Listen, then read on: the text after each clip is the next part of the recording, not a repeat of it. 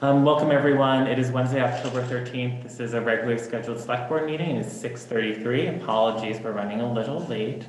My name is Roger Arnold. I am joined here in Tracy Hall by interim town manager Rod Francis. Miranda Bergmeyer is also here.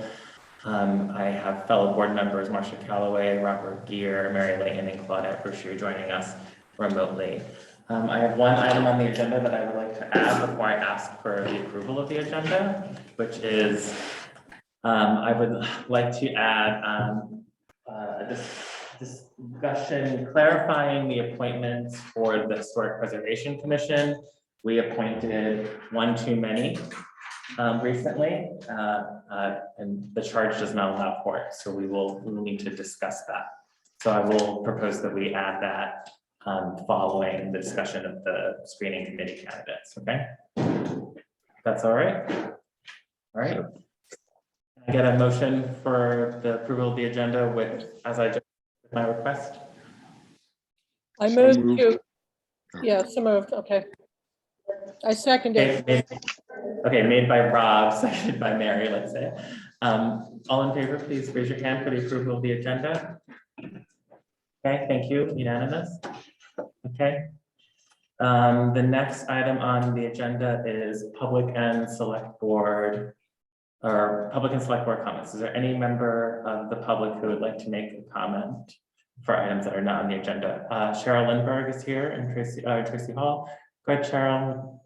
Yes, Cheryl Lindbergh, in my hat as fire district treasurer. We had a meeting yesterday morning, and we just wanted to restate 59 Koch Road, by the way. Restate to the select board some comments we had with, or discussion we had with the prior town manager regarding ARPA funds, and that the fire district expressed, an interest that if there were any ARPA funds available but not usable by the town for any projects the fire district might have that did qualify, we wanted to make sure that that didn't fall off the radar from our conversation back in the summertime with her. So just wanted to make that statement. There'll be a memo coming to the select board from the Prudential Committee, just restating what I'm saying this evening, and we just wanted to be on record as letting you know about that. Okay, thank you, Cheryl. Okay. Thank you for that. And I did have one other comment Go I ahead. wanted to make on another hat. Again, Cheryl Sure. Lindbergh, 59 Koch Road, as a lister.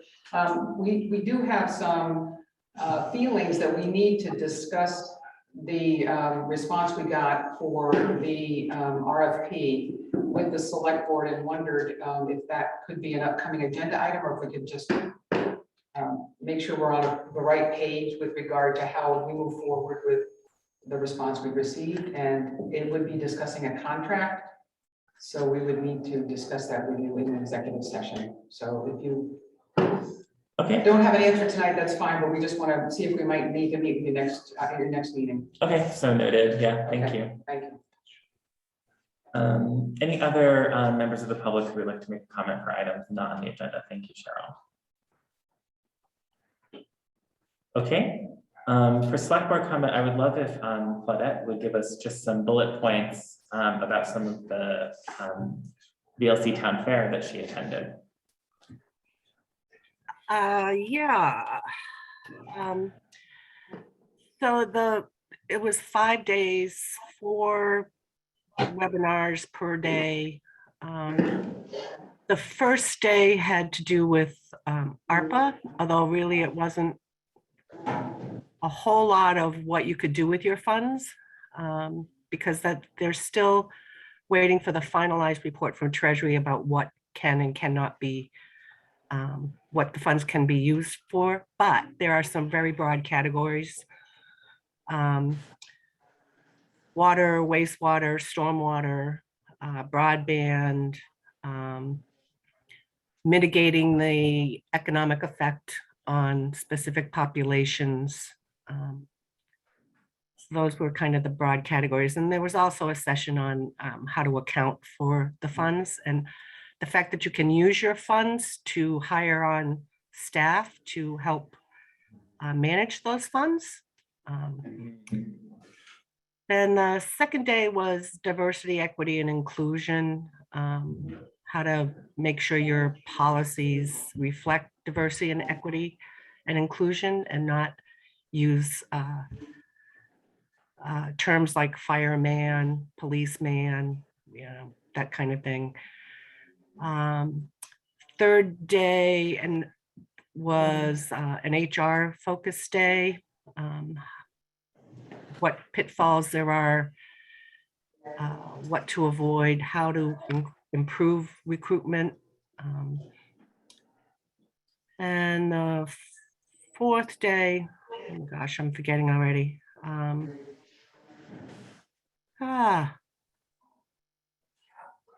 That's okay. I sprung it on you for. Infrastructure. And Okay, cool. and then the fifth day was cybersecurity. And one of the things that the ARPA funds can be used for is to enhance your cybersecurity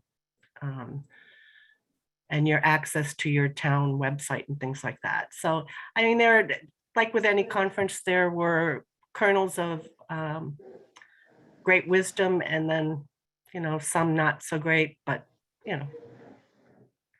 kind of, there you go. The participants still have access to the all of the webinars. They were taped.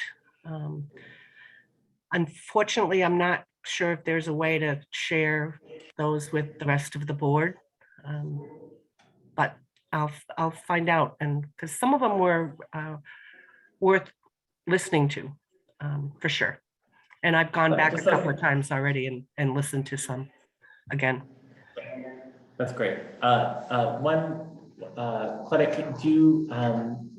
are you able to talk a little bit about how census data, and particularly Norwich's census data, may or may not affect ARPA funds and eligibility in certain projects? Do you have a lot of the funds that are that can be targeted towards things like improving rec facilities, building out sidewalks, building affordable housing, all are related to your population of people who, hold on, let me find the specific term, qualified census tracts. So those are typically people who are below the poverty line or below the median income, the percent of students you have in your school who are who qualify for free or reduced lunch. And frankly, Norwich doesn't have that great a population. So any funds, we would not qualify for funds to enhance rec facilities, build out sidewalks, participate, fund some kind of affordable housing. Having said that, there might be some things, like if you're talking about stormwater or wastewater, that some of those projects could possibly be qualified for funds, but not the broad. I know there had been talk about using ARPA for the Beaver Meadow sidewalk. That would not qualify. Thank you. Thanks so much for that report, and thanks board members for letting me ask a question. Any other select board? Thanks so much, Claudette. Any other select board comments? I do have one other, if I may. Please. So at our last meeting, we approved going out with a survey. I wanted to qualify the first question. The first question had to do with survey participants listing characteristics that they would want to see in a new town manager. And I would like to limit that to 3 to 5 characteristics and not have a 10-page list of characteristics per respondent, if that would be okay with the rest of the board. I'm seeing some nods, so I think we can say by consensus that we appreciate that clarification. And you remind me, Claudette, that we do have paid access to SurveyMonkey, right? So we will have the ability to, and that's important because we'll have the ability to download those survey responses and work with them, and you are that person. when I went to do that work, initiate that work, it did not recognize my device, right? So I'm working, I have to work with Brenda on that one. We're both together in one room, but you'll soon be able to initiate your work that you volunteered for. So thank you for raising that. And then one final question, and this is kind of a procedural thing. I'm wondering how the Solid Waste Committee would go about requesting funding for like specific projects. Should I direct the Solid Waste Committee to reach out to Neil, or should the transfer station people reach out to Neil, or skip Neil and go to Rod, or how can that work? Let's when we get into the budget conversation, let's please bring that up again. Like when we talk about the operational budget, my thinking is that they should propose to Rod, but we should talk about it. Okay. So Thank you. That's it. Go ahead, Marcia. A couple of things. For any reports that come to us in the packet, can we please have a date on them and the author of the report? Because sometimes it's it's a little tricky to figure out what we have, like the IREC report, for example. The rec report, I know who's written it, but it would still be nice for posterity to have a name and a date. And then I'm wondering, for things that are in the packet but are not on the agenda, for example, the tax stabilization policy, I definitely have some concerns about that. And so I'd like it to be at least put on the agenda for the future to talk about. I hope it's not something that's just, going to be rubber stamped and put into practice. No, and obviously there was some documentation that went along with the publication of that policy, and so it was published for reasons as alluded to in that letter. But yes, it would certainly be. I think we can talk about it in an agenda setting for a future agenda item, perhaps when town staff have reviewed it sufficiently to present it to us. Before they go that way, I've done some research and talked to some people at the state. So I'd like I don't know how you want me to do that, but I can send a memo to Rod and you and whomever to be, That would be great. Is that okay? Yeah, I think that's appropriate for sure. Do board members, I think that's a process, and that we've used that process in the past, so there's no reason to not, right? Okay. Great. Any other comments or? Okay, that was wonderful. All right, so let's move on to the consent agenda. When we approve the consent agenda, we are receiving the correspondence, the approving the AP warrants, and approving the meeting minutes for September 22nd and 29th. If there's any substantial discussion on any one of these items, we typically pull them. So I'm seeing some hands too. I see some public hands, so let me get through this a little bit, and then I'll check back in with the public. So go ahead, Claudette. I move to approve the consent agenda. I second. Okay, made by Claudette, seconded by Mary. Any discussion?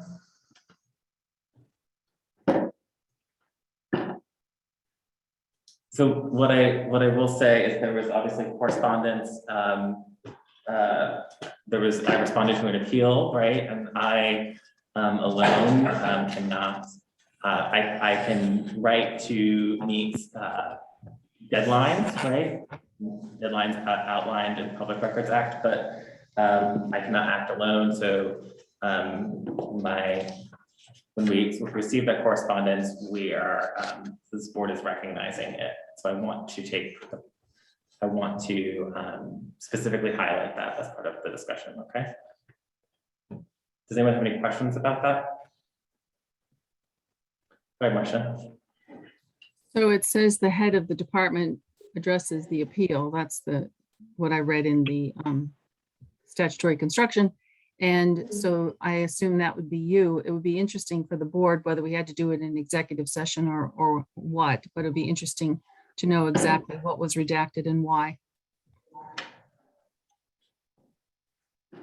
And I believe that the appeal, the letter, the appeal letter references the exemption and so the reasons that the exemption is used.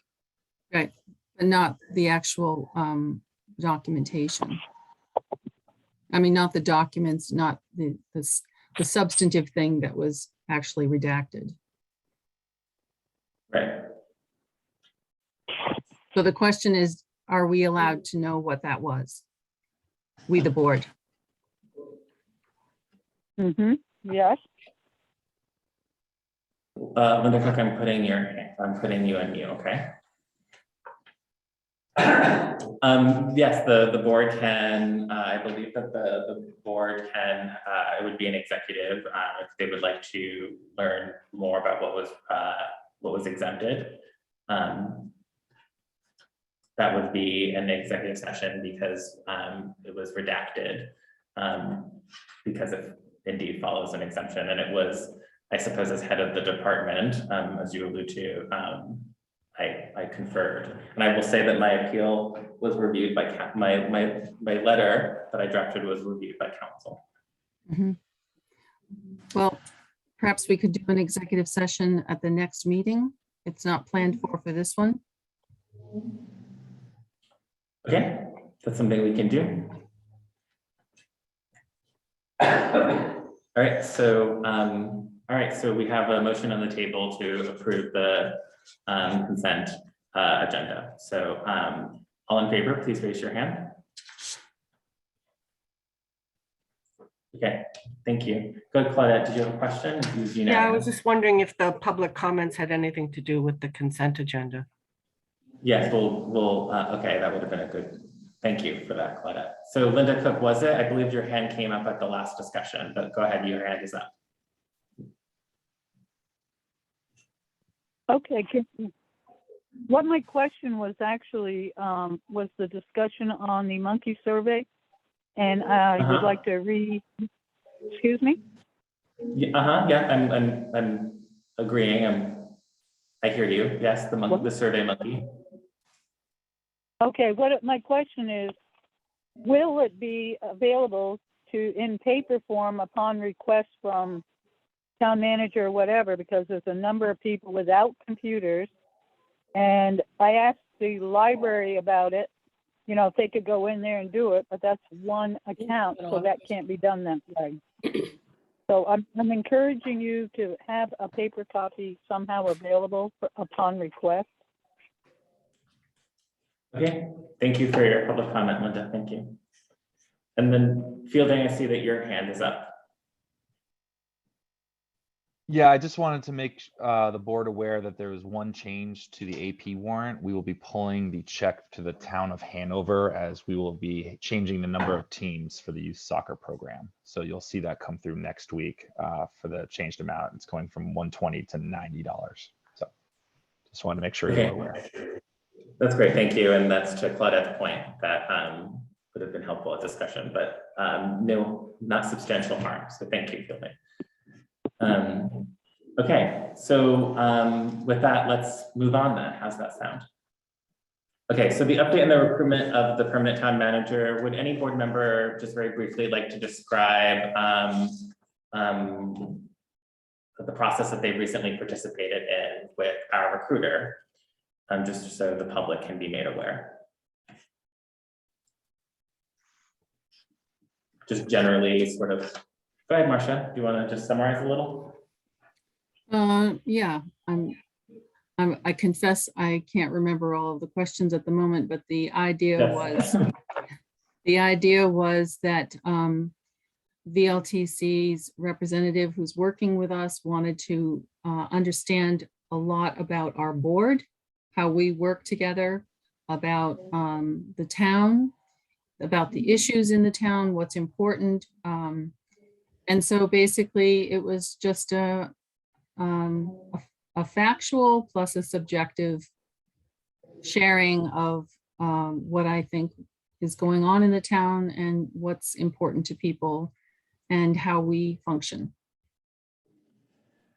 Right, and they interviewed all of us to build this profile, right? So to help the committee, the screening committee. Go ahead, Mary, do you want anything else, anything to add? You're on mute. Sorry. Just Okay. to add to what Marcia said, one of the questions is, does the board understand, I guess it would be the lines of authority, the balance of authority between the select board and the town manager role? And I said, I thought in general, yes, but I also thought that it was interesting that that was being asked. Yes, and I will say I was the last to go, and Rick said that there was consensus for sure, and that there were definitely said a lot of the same things. So that's always, in some ways, that's encouraging too. We offered our there were definitely unique things that stood out, but nonetheless, there were some similar strains, which would hopefully make for a consistent profile, right? So thank you everyone for taking the time to do that. And I think that's really just the update. I wanted the public to be aware. Linda, I'm just going to put you on mute because I'm getting some reverberations, okay? All right, great. So I think we can move on to the next item, if that's okay.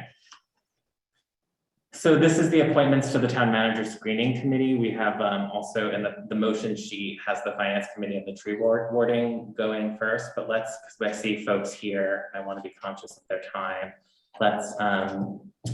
Let's begin with the appointments to the town manager screening committee. So I was thinking about this because we have 11 qualified applicants for 2 spots. So I wanted to talk a little bit about a process before we hear from people, if that might be okay. So one of the things I had wondered, because I also am conscious of the time, we have 30 minutes allocated to this. I was wondering if we could hear from the applicants.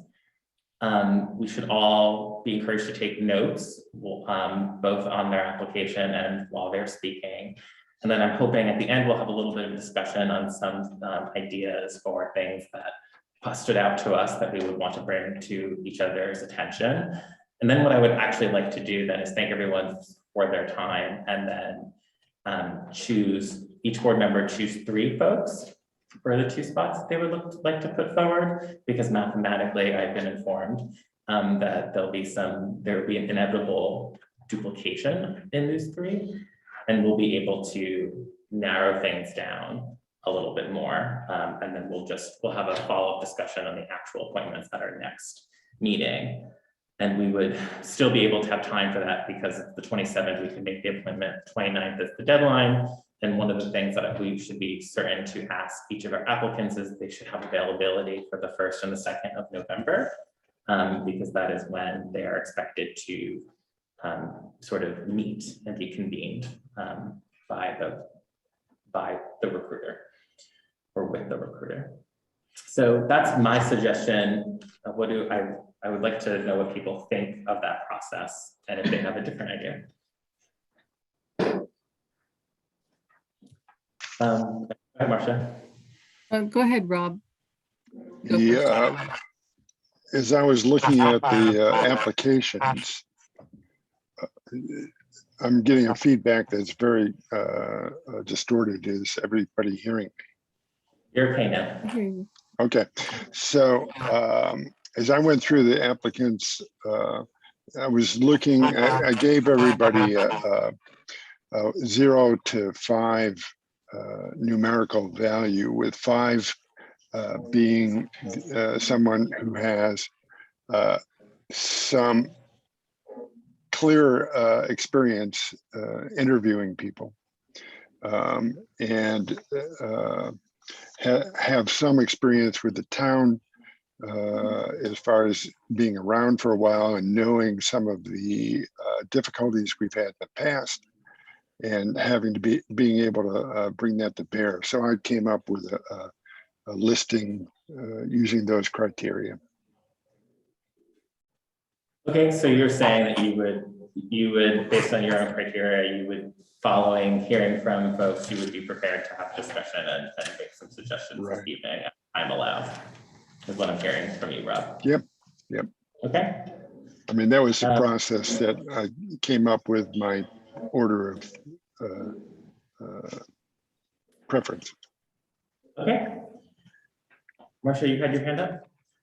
Yeah, I just wasn't clear if you were suggesting that we make a decision next time or this time. I was suggesting we make the decision, we make the formal appointments next time, and because we have 30 minutes, and I want to make sure that we, and we have 11 qualified applicants for 2 spots. I wanted to make sure we hear from some folks, shared some insights with each other. People went back and chose 3, and that would help sort of narrow the conversation. But if folks don't feel like it's necessary to narrow the conversation anyway, I certainly do as someone in the facilitator role, but nonetheless, you know, we could instead discuss perhaps even using some of Rob's system. So yes, so yes, to answer your question, I was proposing we make the formal appointments following some narrowing down after hearing from some folks. I think I'd be comfortable with that approach. Sounds reasonable, Roger. Claudette, how do you feel? You're on mute, sorry. Sounds reasonable. Okay, and then, thank you. So perhaps you're all humoring me, but I appreciate that nonetheless. And Rob, there's nothing that would preclude you from using your methodology in selecting 3 or, you know, indeed just, you know, bringing the full sort of rankings forward next time. They will be influenced. Yeah, they will be influenced by in-person Yeah. Okay. discussion. Cool. So with thanks, this is great. So we'll hear from folks this evening, right? And we'll meet some people, which is wonderful. Go ahead, Marcia.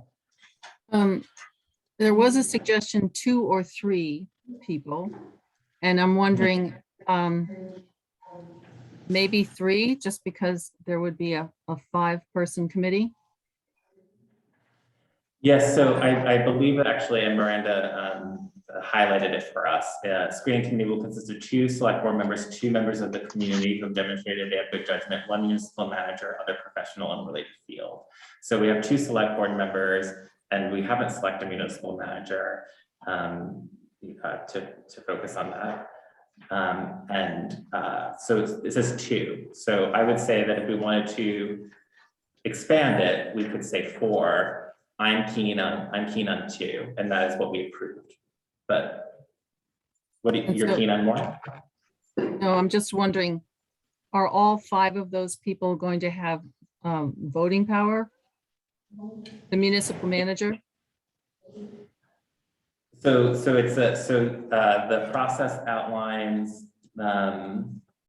that my understanding is that they will the consultant will develop a process where he hears from the majority and the minority opinion, and they put it forward, right? This is a screening committee. This is not the second committee, which you know, would put other candidates, but the only one, the board is the one who makes the decision. Did that help at all or no? Sort of. Well, how can I help? Can you rephrase your question for me and I'll try again? I'm just not sure about the municipal portion. What it's just another party in the screening committee. Yes, it's identified as a person who would have the full powers of any other member on this public body.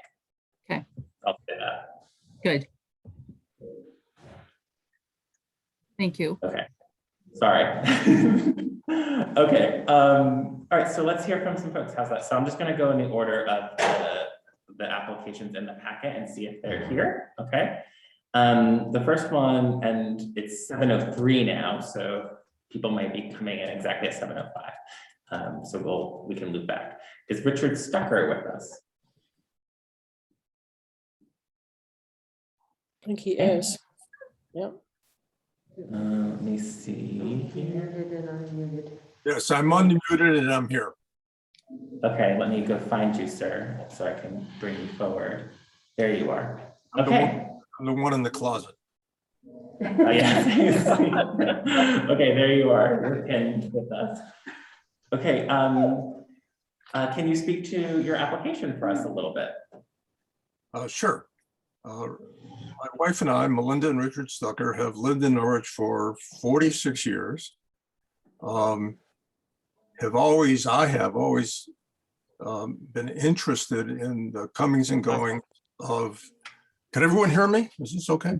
Yeah. Yeah, I I've love been your a- office, sir.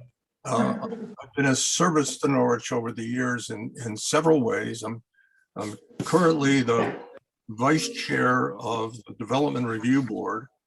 I've been on for, I think, 8 years, and I think 8 or 9 years on the Planning Commission before that. And then I was on, long ago, the ad hoc committee, which studied reforms or reconstruction or remodeling or renovation of the fire, police, and public works units in town. My past experience professionally has been all with nonprofit organizations and all with art and science-based operations. In the Upper Valley, the Hopkins Center, the Hood Museum, the Monchar Museum. I was the acting director of the Hood Museum from 1980 to 82 to show how old I am. I was instrumental in getting the Hood Museum built. Same with the Monchar Museum and here in town.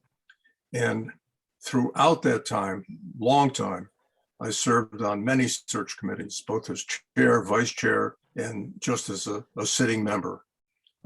Most of the search committees that I worked with were for administrative positions, although there were some at Dartmouth, some academic positions when I served on as an administrative representative to search committees.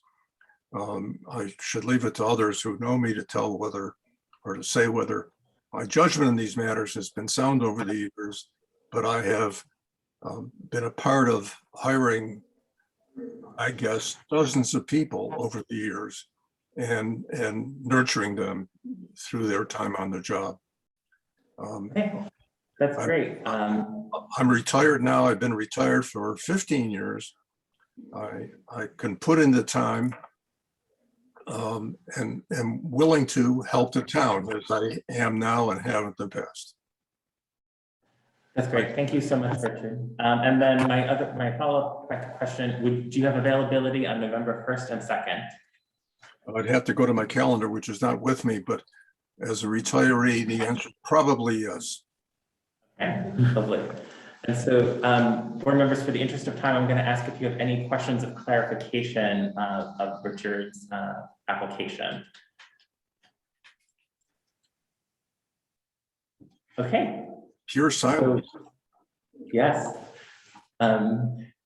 So I think it would be appropriate to thank you so much for your time, and thank you so much for your interest and all your past commitment to the town. So thank you. Thank you. Okay. Our next applicant is Pam Smith. Gonna find you, Pam. Yes, I'm here. Okay, great. Go ahead. Okay, thank you. Thank you for thank this you, yes. opportunity. Can you hear me? Yes, we can. Thank you. Okay, thank you for this opportunity to participate in the process. Most of you know me. I'm currently serving on the Board of Listers.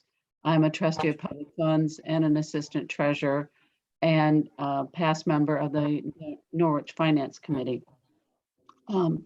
For many years, my husband, excuse me, my husband and I owned our own business. We grew up from our dining room table to employing over 30 people. It was a mail order business, so we were constantly looking for new employees. I wrote the personnel policies. I served as the HR director and the administrator of benefits. So I have a lot of experience in hiring and unfortunately sometimes firing people. So I have a lot of experience in the work that needs to be done to find a new town manager. And I'm happy to answer any questions that you might have. Thanks so much, Pam. And then same question, do you think that you might have availability for November 1st and 2nd? Well, looking at my calendar, I do have an appointment on the afternoon of the 1st, but other than that, I am available. Okay, sounds like you can have some flexibility there. Okay, thanks. Do any board members have questions of clarification for Pam's application? She spoke to her qualifications. Okay. All right, thank you. So I think it's appropriate to, yes, thank you so much for your time and interest and again, your commitment to the town, right? So thanks so much, Pam.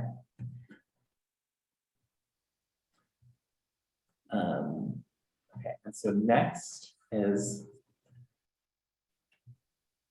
I see Marissa Lorenzo. Thanks so much, and thanks for the time you're taking to do this. So my family moved here about 3 years ago because we wanted to raise our kids in Norwich, and since then we've been so happy here. And I've been doing some volunteering through the Montshire and the PTO, and have been watching and sort of participating virtually in the select board and other town meetings, and really wanted to start to give back. I think I offer the perspective of someone who is much more recent than some of these other applicants, but really has sort of a very strong love and appreciation for Norwich, and would like to sort of give my input in that. Prior to moving here, I was a partner at the law firm of Kelly Dry and Warren in the litigation and communications department, where I was there for 12 years in New York City.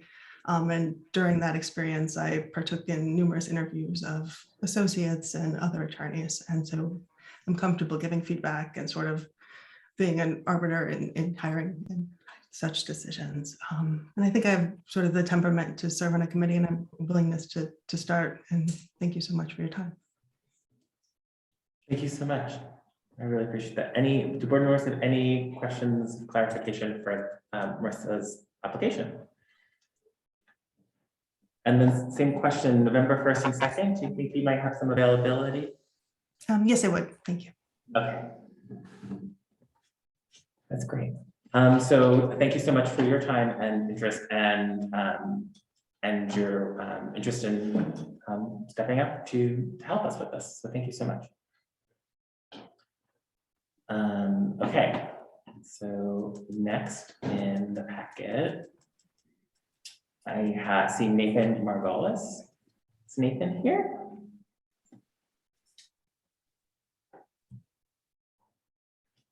Okay, I'm not seeing Nathan, but I'll make a note to circle back. Okay, next is Liz Blum. See Liz? Hi, thanks for this opportunity.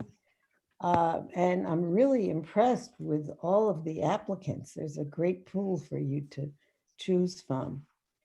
I was elected to the select board in 2002, and I chose, that was the year we voted in the town manager form of government. I chose the first town manager and the second town manager. And I've worked with all of the town managers, being on various committees of the town, and also serving as a lister for 6 years.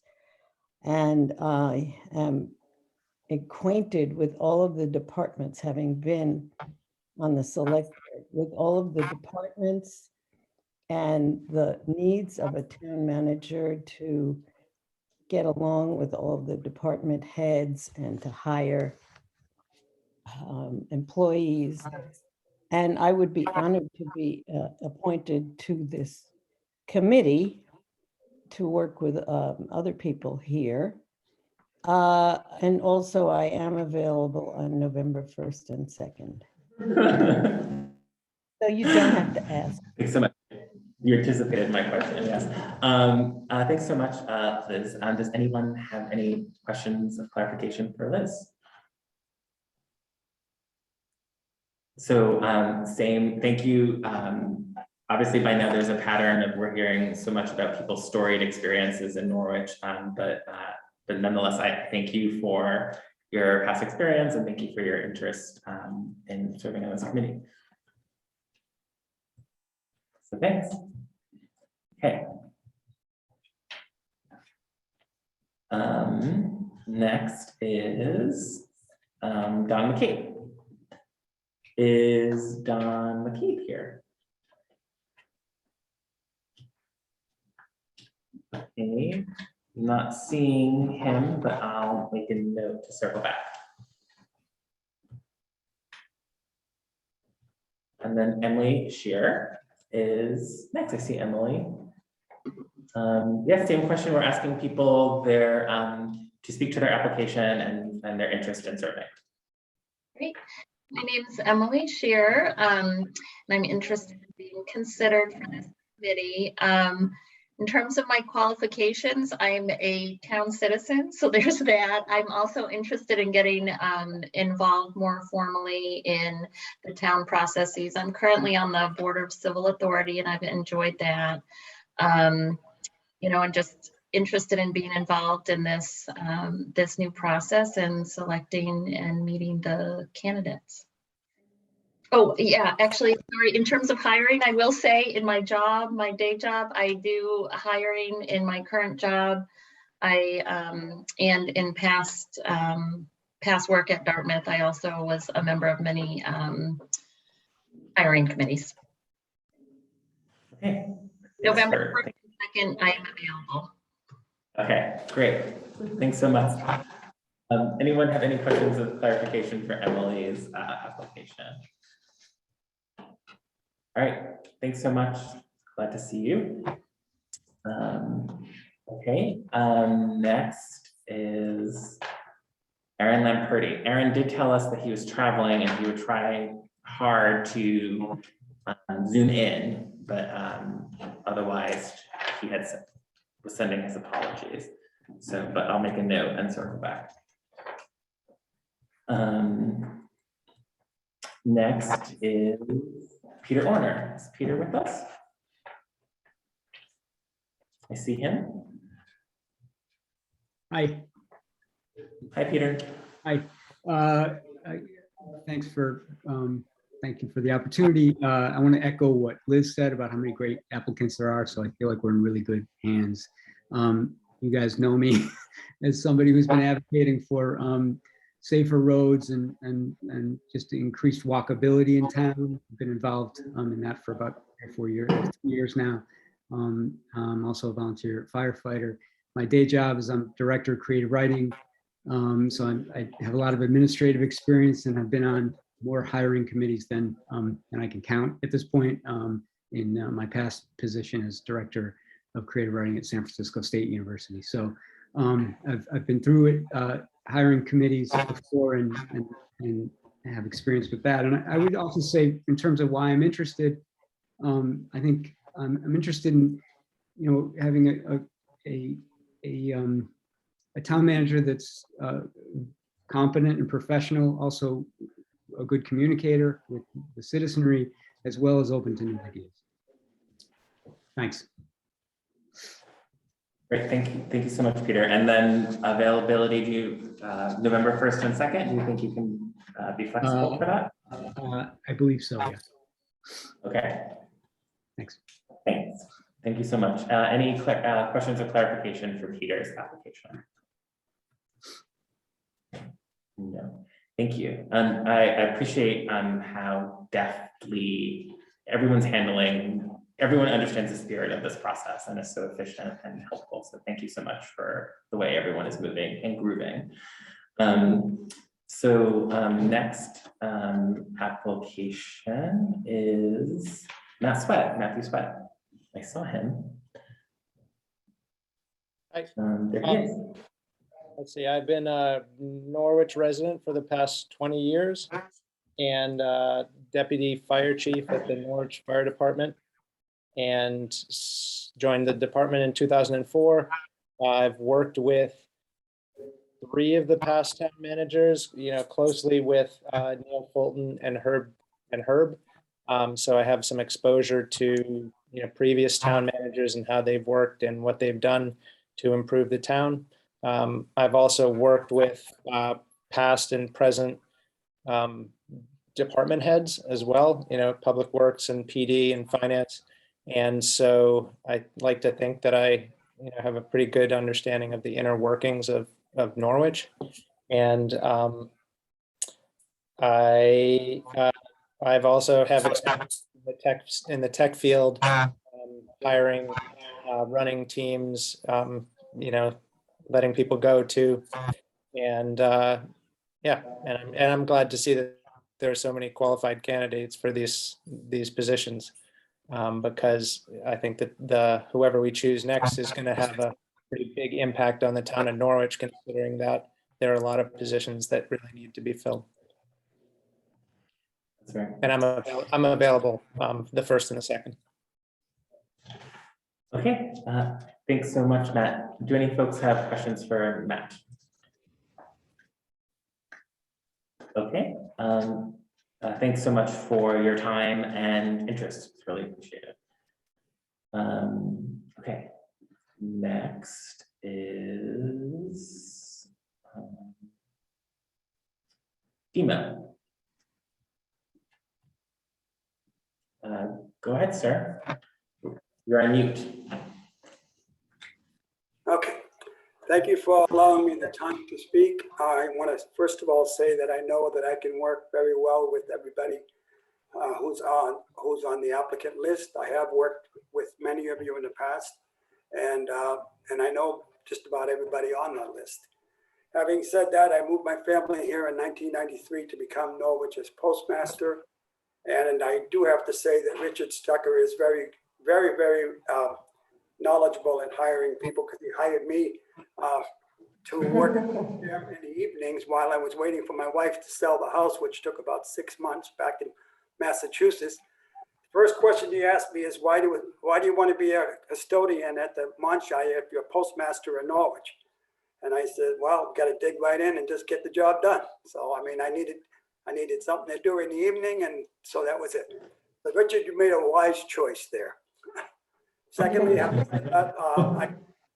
been on several boards, many boards to be exact. I'm on the Norwich Public Libraries 2 terms, Advanced Transit 2 terms, I'm the vice president of the library, Cemetery Commission 2 terms, Board of Civil Authority, Upper Valley Leadership graduate, and on the recruitment committee for about 4 or 5 years.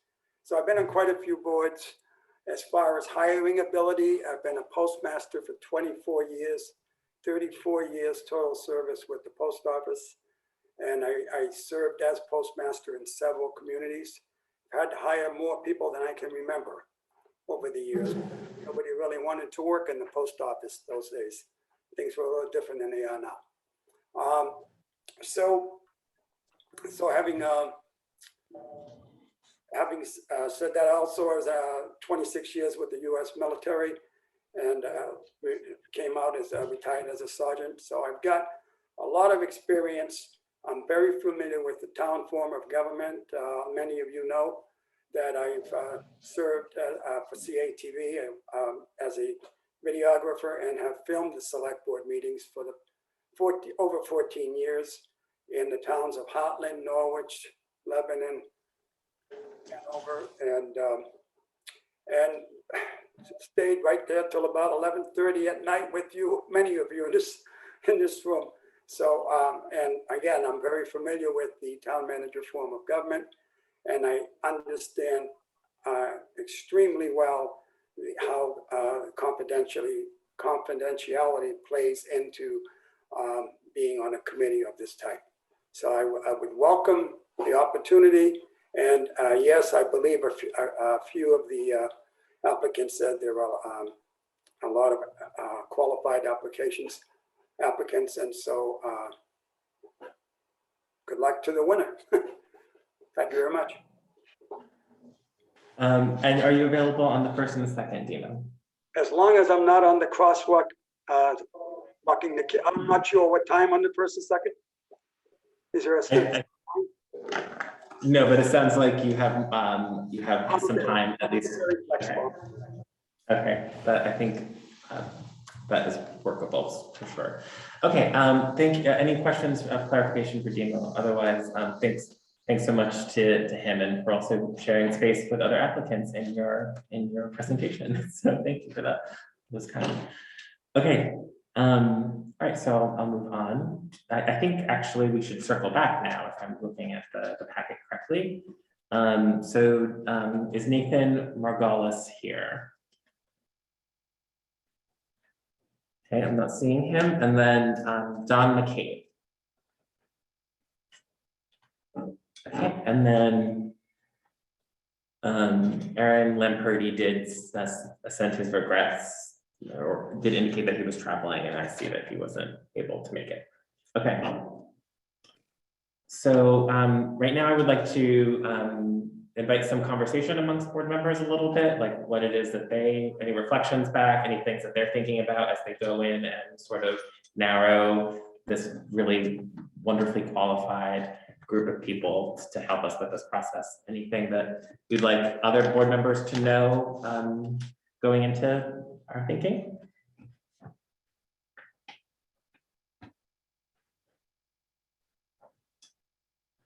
Go ahead, Mary. You're on mute. I'm going to try. I'm very pleased with the 11 applicants, all high quality. It's a little hard to choose. I'm listening for people who are interested in personnel and stalking the departments. I'm thinking maybe Liz Blum has had a bunch of experience with that with our town. I'm thinking Matt Sweat has worked with 3 different town managers. He's worked with the fire department and different department heads. And I'm thinking Demo, I think, has just studied the town and is so well regarded in town that I think you'd have a sense, almost a sense of the town, like the citizens in the town themselves. So those would be my 3 picks. Okay. And that's about what I want to say about it at this point. So. Okay, I didn't necessarily expect anyone to name names, but I think that's lovely. Thank you nonetheless, Mary. Anyone else want to speak to certain things that they heard, or certain applicants that they anything that they would like to share? Just Go ahead, specifically, go ahead, Rob. yep. I was very pleased with the applicants and the number of them. It occurred to me, I think someone else mentioned it, that given the depth of quality of the applicants, it might be worth considering enlarging the board or the committee to do this search. Okay, thanks, Brad. Good, Marcia. I think I had mentioned that I felt it was important, and I think it's important for any time we have any appointments that the people appear. If they can't appear in person, I just don't think it should be a consideration. So I think that for me narrows the field down. We had put it in the announcement that they were asked to attend. So that narrows it down to, I think, 8 people for me. And I'll consider and give the names the next time, because I think that's the process. But what I would hope, because I'm very pleased to see so many people getting involved, and I think we need to encourage that. We've got a town that's got a lot of depth of knowledge, with people participating robustly for a lot of years, and that speaks highly to the town. But I think it's important that we include brand new people to town, because we need to draw in people and make sure that there's an ongoing sort of sharing of the knowledge base and learning about new things and new interests. So I would hope that we're looking at both maybe bringing in someone who's got some depth of experience and someone who is pretty new to the town. Thanks so much, Marcia. My only contribution to this discussion was just that. So, and you said it so well. So I echo that. That's what I'm thinking about going into this. Claudette, did you have any thoughts that you would like? No, pretty much echoing what Marcia said. I think, you know, we get, I like the idea of having people who are new to town, who have experienced other municipalities, who can bring fresh ideas, make us think differently than what than the Norwich think that has been there in the past. Everybody's very well qualified. It's gonna, you know, I also wonder if there might be a way to increase the pool or increase the group, the number, since there are so many and so many with a lot of experience. So it sounds like I heard that from two board members, so we can talk about that just a little bit because I want to be cognizant of time, which is why we're splitting this process up a little, right? The only thing I will say is if we have five was what we approved and 5 was deemed most efficient for a variety of reasons by the recruiter. It is ultimately our process, right? We're ultimately seeking the advice of a screening committee when we do this. So it is our decision. I would say that you would probably need to go from 5 to 7. So we'd probably need to add 2 rather than, you know, you would go from, I think the way that it's typically done is 5, 7, 9, right? So I think I would not want to go back to the recruiter with 9. And I would like to stick with what we approved, but what do other board members think? Rob, Claudia and I have shared. Mary and Marcia, what do you think?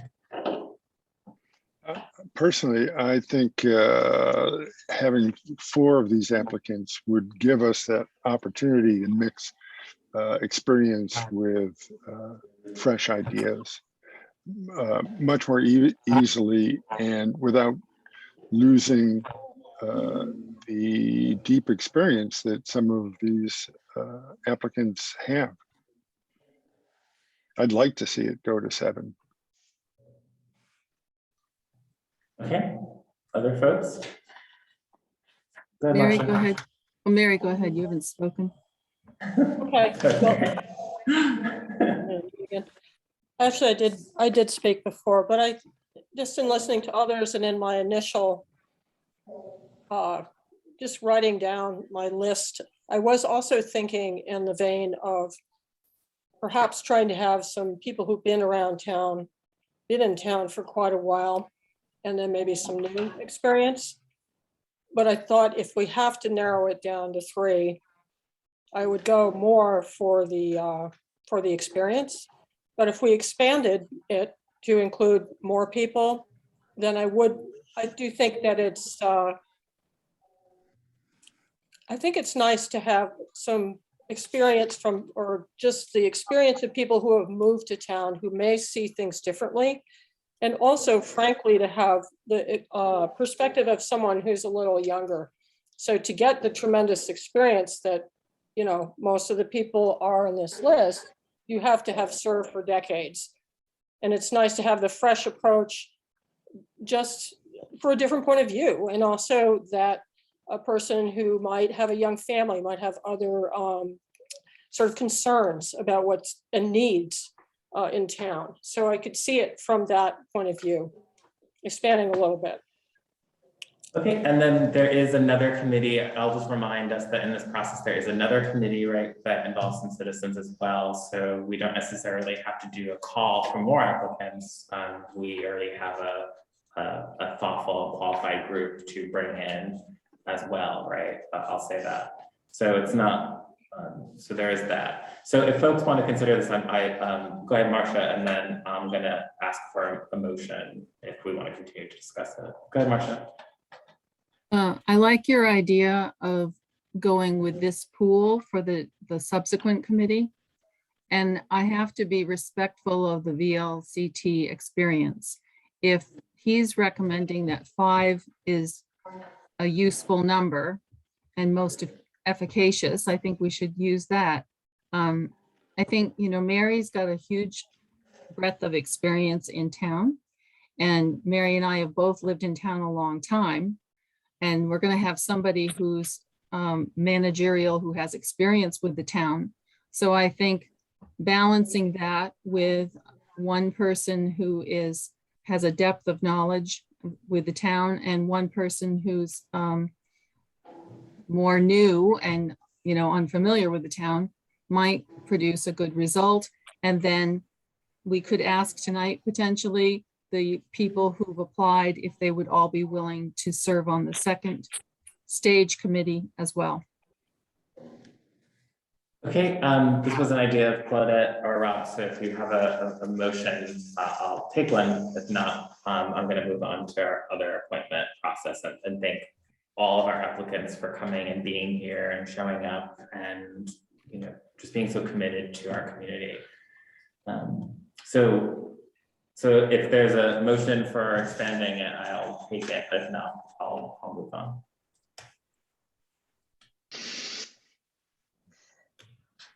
Okay, Marcia, did you want to make that motion? No? Okay. No, I don't want to make that motion, but I'm Okay. wondering if we can ask while we have people here, if they would be interested in serving on the next committee. So folks, can you just by use of Zoom, if you are someone we just heard from as an applicant and you would be interested in a subsequent committee, could you just raise your hand using the Zoom the Zoom tool? Okay, I'm seeing some hands from lots of folks. So not from I'm seeing some hands, and Richard is raising his physical hand. Okay, so I think, is that helpful? And Pam is raising her hand as well. Struggle to get my video going, sorry. That's okay. So I'm seeing, so yes, so that is very affirming. So yeah, there you go. How do we feel about that? I'm gonna lower all your hands. Maybe you could help me with that. Okay, cool. So we'll move on to our other appointments and thank all these beautiful people for being here with us. Okay, so thanks. Thank you so much. Thank you. Thank you. Okay, so the next, I would like to begin with a motion for Tad Goodwin. You may remember that we appointed Mr. Goodwin to be our tree warden. But when we approved the minutes, we didn't note that it wasn't included. And so when the state asked us for proof of our work, we didn't have it. So we're going to correct the record. So who would like to make a motion? I move to appoint Thad Goodwin as tree warden for a term ending March 31st, 2022. Okay, is there a second? Second. Okay, I saw Marcia's hand, made by Mary, seconded by Marcia. Any discussion? Okay, all in favor, please raise your hand. Okay, thank you for that, all unanimous. So next we have a finance committee applicant, Nathan Margolis, who also applied for the town manager screening committee. So we know that he's not with us, put in an application. Would someone like to make a motion? I'll do it. I move to appoint Nathan Margolis to the Finance Committee for a 3-year term ending March 31st, 2024. Is there a second? Second. Okay, made by Mary, seconded by Rob. Any discussion? Sorry? Cheryl Lindbergh, just curious if that brings us to It will not yet be a quorum. Okay. Thank you. Go ahead, Marcia. I just really want to get to a place where we don't consider applications unless the person is present.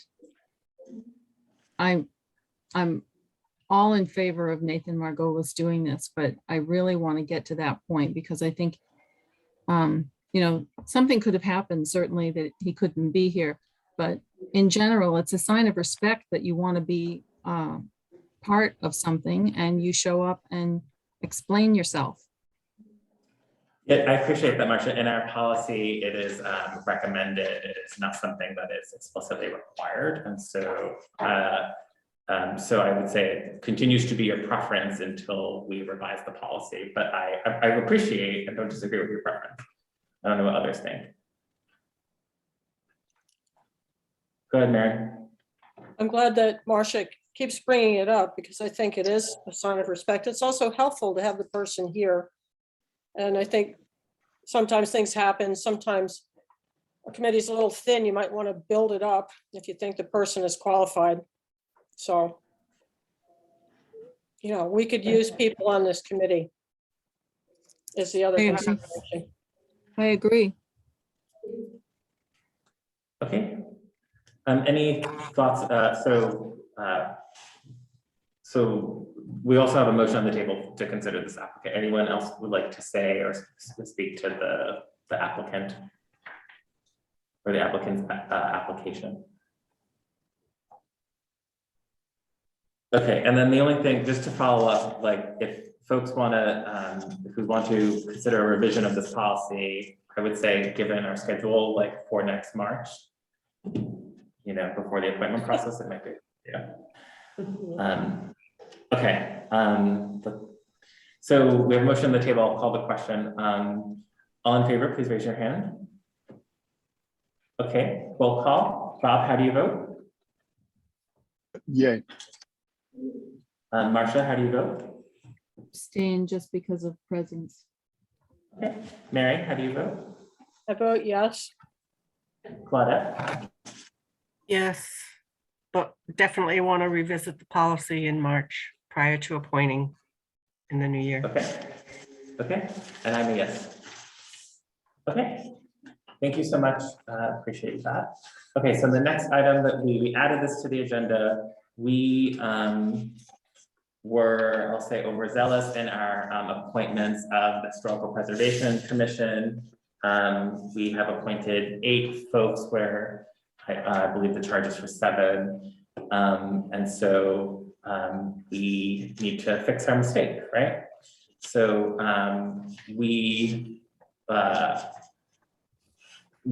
so in realizing that this mistake was brought to my attention both by our interim town manager and the chair of the commission that there were too many applicants and that it was, you know, our issue to resolve.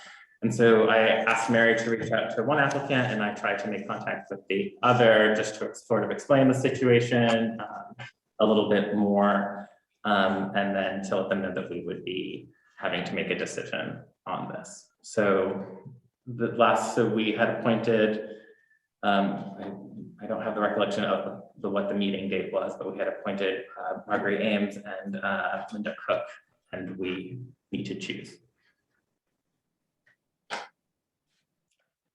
Do we need to rescind that motion? So I'm forgetting the rules of order. I think it's past a motion to reconsider. So I think we would need to do a new motion entirely that spells out the proper correction. So there isn't a motion in the motion sheet because I added this to the agenda, but we have to be, I would suggest that a motion that makes the appointment and says that we would let the other appointment aware that they would not be able to serve at this time. Does that make sense? Go ahead, Marcia. Can I make a motion? Sure, please. I move to appoint Linda Cook to the position on the Historical Committee. Okay. I will second that. Okay, any discussion? Okay. So if we, okay, Nancy, I've got to see that you unmuted yourself. Would you like to speak? Yes, I would, just for a moment, because I believe that at your September meeting, I don't remember the exact date, you appointed both for a 3-year term ending in April 2024. And the term, the reason why we had a vacancy is because somebody resigned whose term ended in April of 2023. So to me, in order to keep the laddering of the members of the commission, it would be wonderful if Linda was appointed to fill the unexpired term ending in April of 2023. So is there, thank you so much, Nancy, for your diligence. So can I make a friendly amendment to the motion to include the unexpired term to 23? April 23. Yeah. How's that? Yes. Second to that motion? Yes.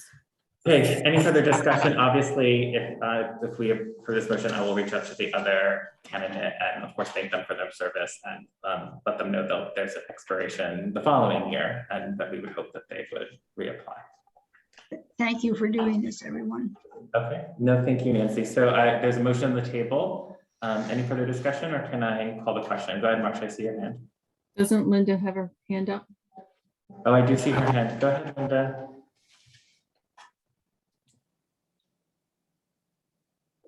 Okay, thanks for the clarification, Nancy. I understand the procedural as far as going forward and filling the first term.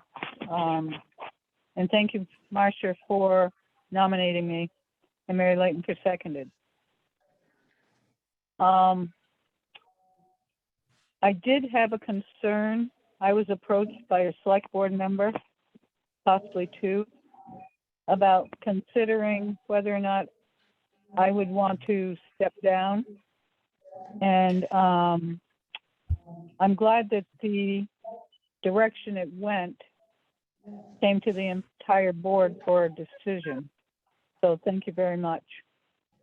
Yes, Linda, I'm happy to further clarify. As I referenced, we were to reach out to both candidates to explain the situation so that way they would be more graciously made aware of our mistake in advance of this agenda item. So it was it was to inquire of the possibility, of course, of but it wasn't to suggest any action because as you know, we only make appointments as a group. But thank you for your concern. Okay, so we have a motion on the table. All in favor, please raise your hand. Okay, thank you so much. Thank you to Nancy Osgood, who's been so patient and wonderful and gracious through this. So thank you for that as well. Thank you. Thank you, Linda. Okay. Thanks. And Linda, of course, for her interest. I should, of course, re-thank Linda. Okay, all right, so let's move on to the agenda, which is, what's next? Okay, the interim town manager report. So this is, Rod, I think the owl will pick you up. Okay. Okay, so good evening, everybody. This is Rod Francis, the interim town manager. So provided a interim town manager's report in the packet. We have been lucky to find Mary Gavin through Robert Half, our employment placement agency, working with Fielding in the finance office. She started, I believe, 2 weeks ago, and things are going well. She and Fielding are settling in and establishing systems and organizing the office. So that's going well. Fielding and I have also been working with department heads on the budget. That's a separate item for later on this evening. We are able to discuss with you the expected COLA and health insurance benefit line items as part of the budget, and be able to outline for you a suggested method for communicating individual capital items and the justifications for them, so that we're looking forward to your feedback on whether that information and its presentation works for you. We continue to try and overcome the lack of institutional memory and records in the Department of Public Works. That's the biggest budget that we manage here, and it's presenting us with some struggles just because of the turnover and lack of history that we have. We do believe that we'll be able to bring it together enough information to make sure that that budget is pretty solid. I've reached out to both regional representatives of VTrans and the Regional Planning Commission to obtain access to information that might help us with that as well. We hope to be going to DPW equipment operator interviews the week of October the 18th.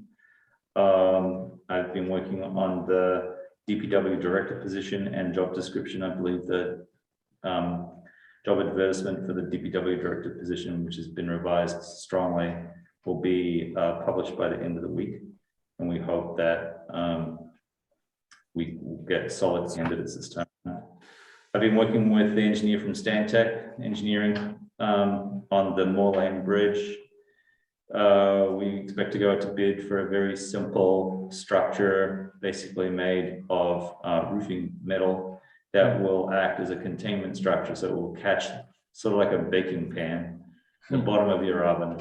It's designed to pick up the rather greasy, smelly substance, which some people believe is creosote, but it's not clear actually if it is, that's leaking through the bridge deck, and then capture it in a containment structure. I've been reassured that the volume of the liquid is so small that it won't require constant maintenance and emptying, and it will sort of solidify and just not become a management issue.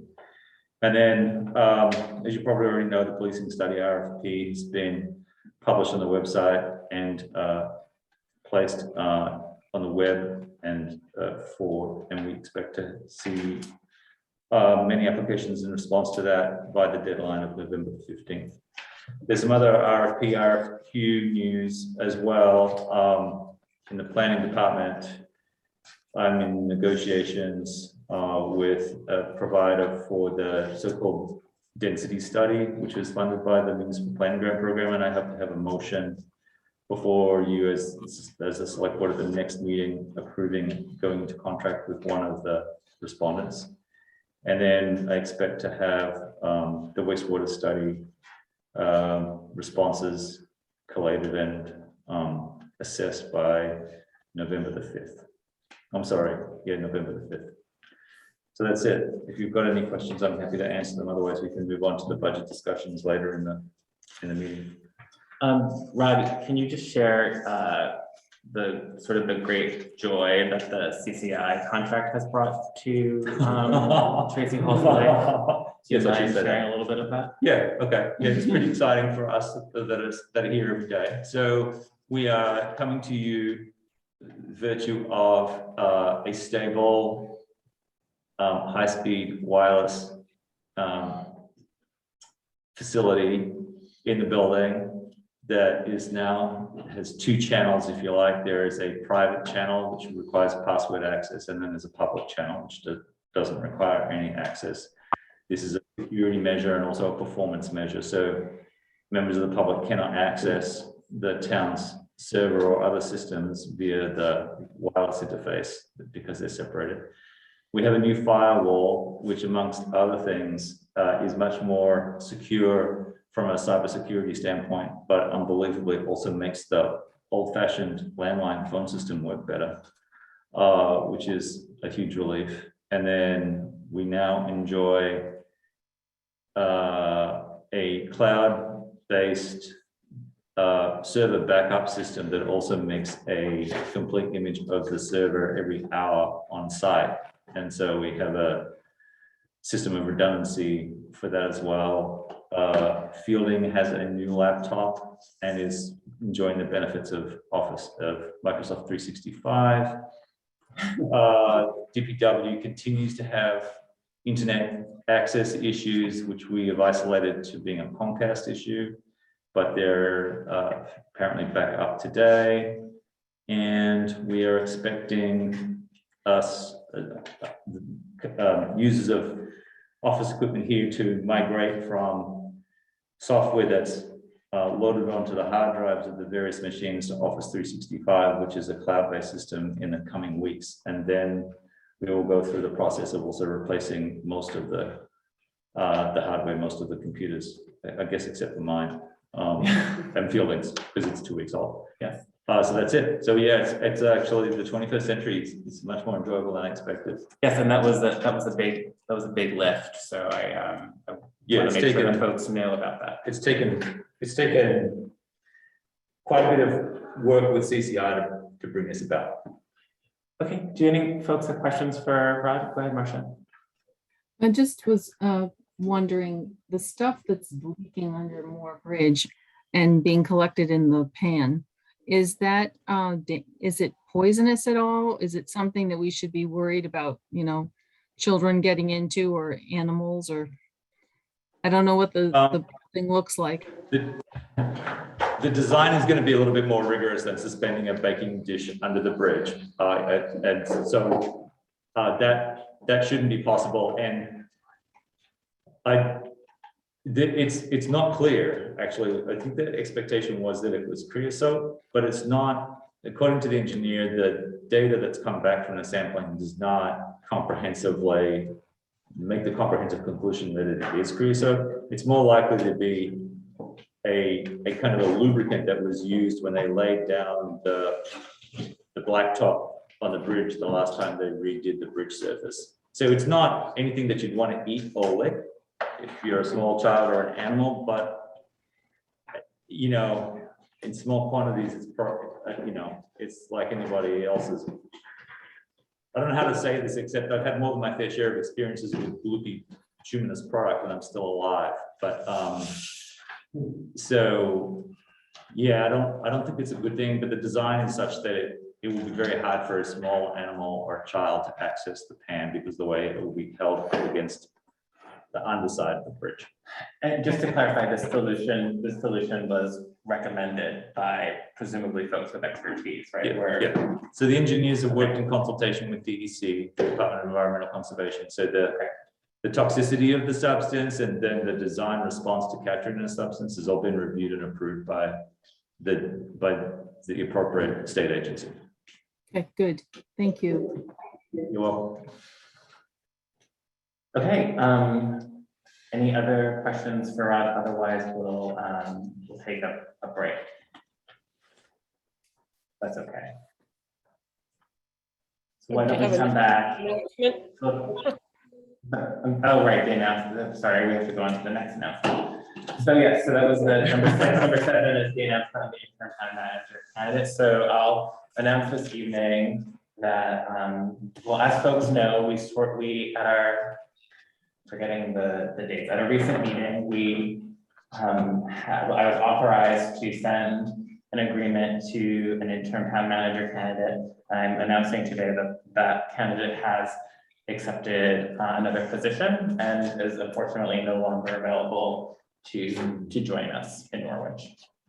So our agreement with Rod Francis is that he will continue to serve in an interim capacity for us, and perhaps as a future agenda item, we should begin to think about ways to support the town manager's office and the folks who are assisting us in that office. So I'll say that. Any further comments about this? I appreciate so much everyone's cooperation and work in this. Everyone contributed to put this offer out to the candidate. And it's just unfortunate that other folks were also interested in this candidate as well.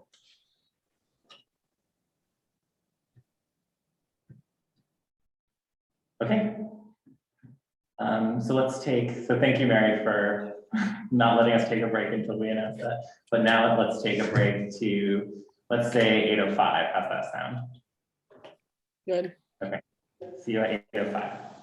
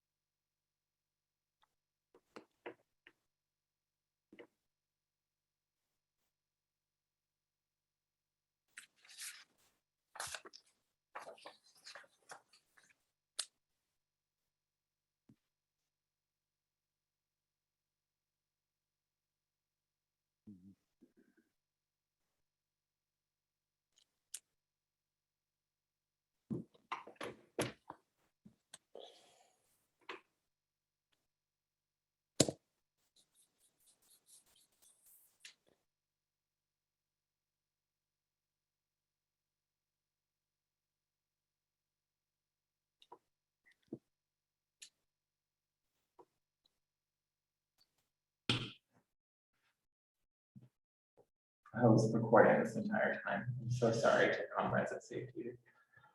Okay. Okay. Waiting for Claudette to come back.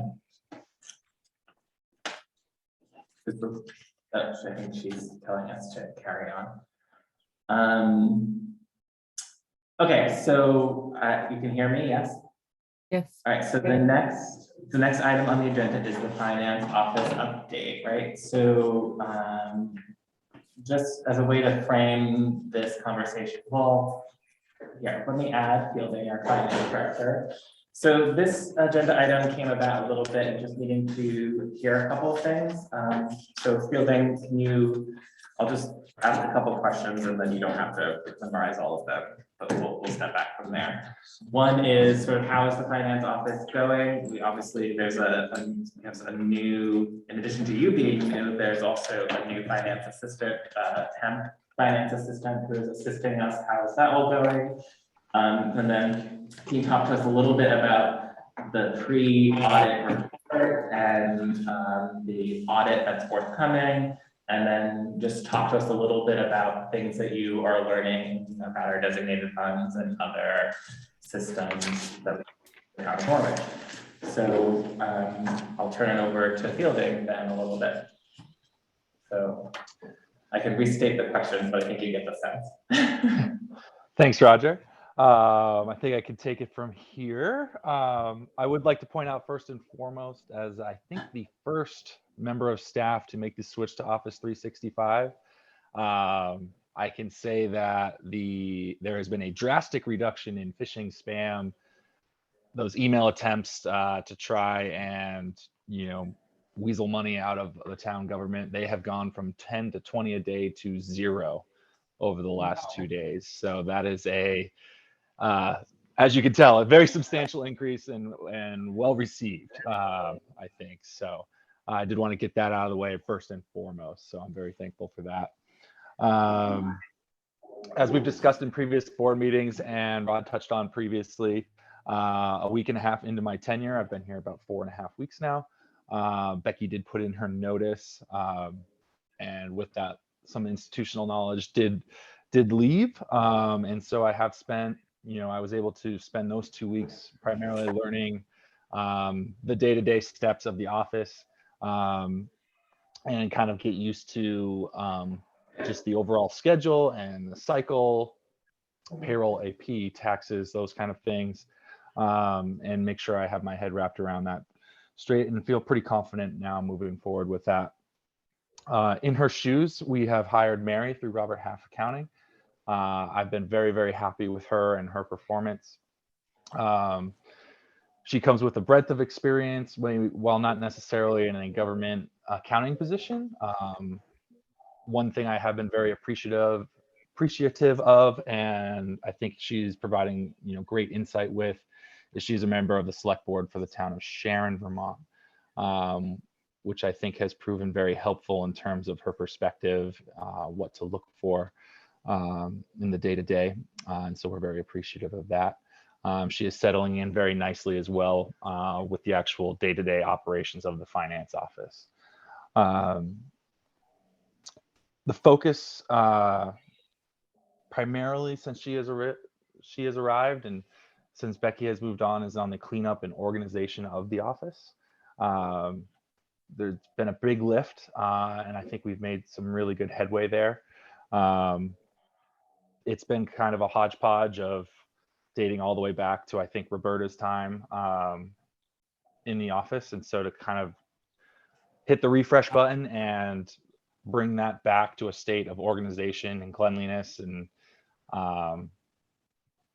just in general, kind of starting afresh with that, I think has provided a little bit of life to the office. It feels a little brighter. It feels a little sunnier. It feels just a little nicer place to be, I think. And so it's little steps like that that really, at the end of the day, amount to big things. So I'm very happy with that progress and that progression we've seen there. With that, it comes kind of to the audit and our current status with that. That organization and cleanup was necessary in order to to complete the audit. And so we've been able to make that transition. Currently, we are in kind of the testing stage, is a good way to phrase it. We're doing the expense test and payroll tests, where the auditor has provided a list of effectively, picked expenses out of a hat over the span of fiscal year 21, and is looking for several things to ensure that we have a robust control system in place and that those steps are being followed. Those include proper approvals, proper coding, proper check management and record keeping. It's just kind of an overarching or theme, so to speak. Mary has done very well piecing that together, and those are on their way to the auditor as of tomorrow. There is also a set of questionnaires overviewing the current status of controls and security measures in place in the office that myself and Rod will be completing. From there, it gives kind of more of a nitty gritty, so to speak, but they'll go over the trial balance, and it gets a little more in depth, and she starts analyzing balance sheets, fund balances, those type of things. So we're well on our way there. And now with the cleanup of the office, I feel pretty strong with that, and not only for the audit, but also as we kind of complete this budgeting process. Through these steps, I've really been able to wrap my head around, the individual balance sheets and designated funds. And to answer your third question on that one, Roger, there is a little cleanup to do with no one sitting in the finance director seat for 2 or 3 years or so. There are some little things to clean up. Notably, one is, as an example, is just allocating interest correctly. That's kind of been falling into one general bucket. Each fund does, get its should have its respective interest journalized over to it and accounted for. That hasn't been done for at least a year or two. So little things like that, again, it's another step forward that kind of brings us back to a clean and robust picture and accounting system. So we'll be working on those processes as we kind of go along. In terms of budgeting, yeah. So we'll get into budgeting and other good items, but those were sort of my questions to frame this update for the board. Do board members have any questions on anything that Fielding said, or anything about sort of the day-to-day sort of operations of the finance office right now, or anything about the designated funds at a high level, or the audit?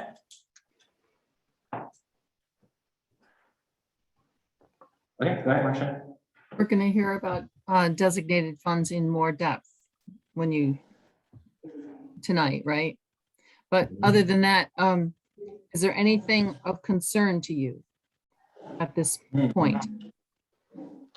Good question. In terms of concerns, I think we're tightening up, little things that kind of amount to that bigger picture. So little controls, whether it's, a little bit tighter security in the actual office itself, to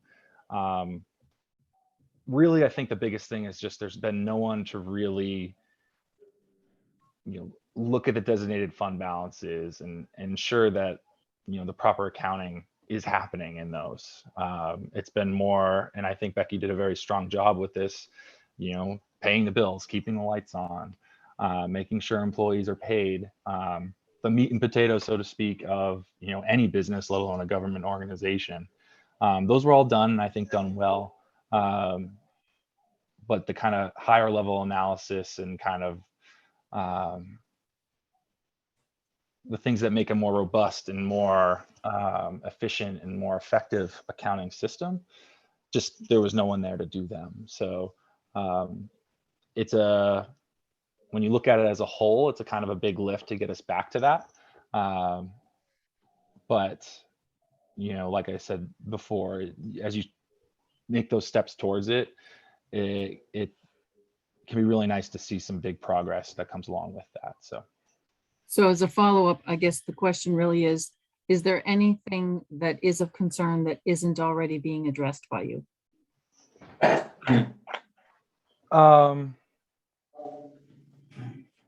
I hesitate to say anything, very specific. I think the audit, I am going to put a lot of value into that. My big concern that I do have is kind of a general lack of institutional knowledge.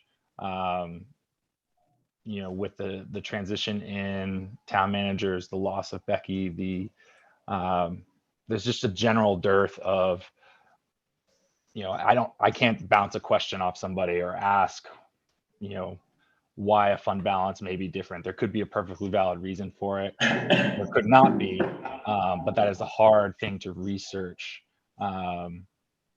with no one to really follow up with.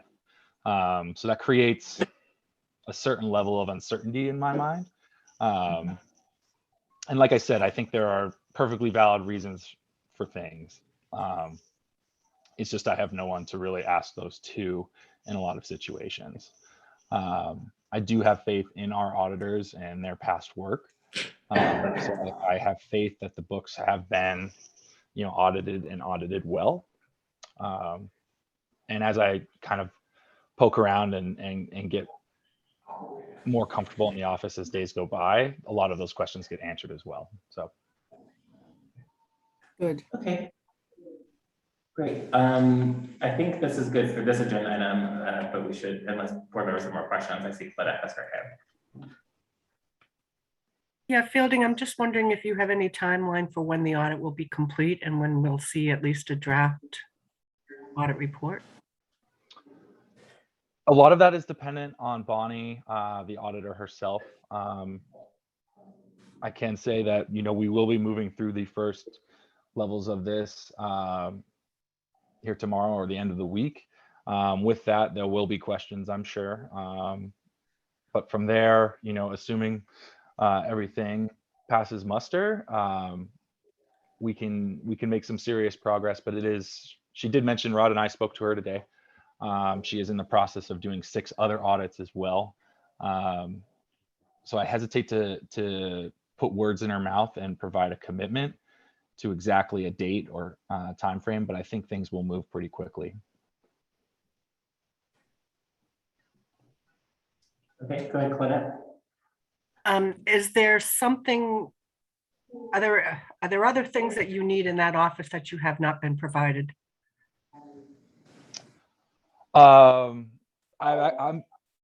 It's a good time for you to ask that today because I'm feeling pretty good. I've got my new computer broadcasting live here to you, Vermont. We have done, I've got Office 365, feeling really good and back to my comfort zone in terms of Excel and the functions and the formulas that I know and are comfortable with, I can utilize again. And so I'm feeling pretty good today. We've done a little bit of cleanup in the office. I've gotten, it sounds pretty bland, but I think it was part of it. But new filing cabinets, new chairs, stuff that just, make it feel new and fresh and a nice place to be. We did discover in the cleanup, one of the desks is literally was being supported by like another table in the office. So that will be getting replaced. But everyone's been really supportive and really no challenges there. And then in terms of staff, I think the staff has been really helpful and really conducive to, between Rod and Miranda and the other departments. I've been really happy with how willing they are to meet with me and let me pick their brain. And as I get comfortable with it, I've and more comfortable in the position, I've been really happy to see that. So, and that extends to Mary too. She's really kind of tackled the organization side, primarily herself and with gusto. And it's not a very exciting way to start a new position, but she's really done it and she's done it with a smile. So I'm really happy with that as well. These Marys. Okay, I think I think as I alluded to earlier in the previous agenda item, look, it's not lost on, I think, any of us that someone very new and then also someone in an interim role is putting together a very substantial the budget, right? A very substantial document and also a process.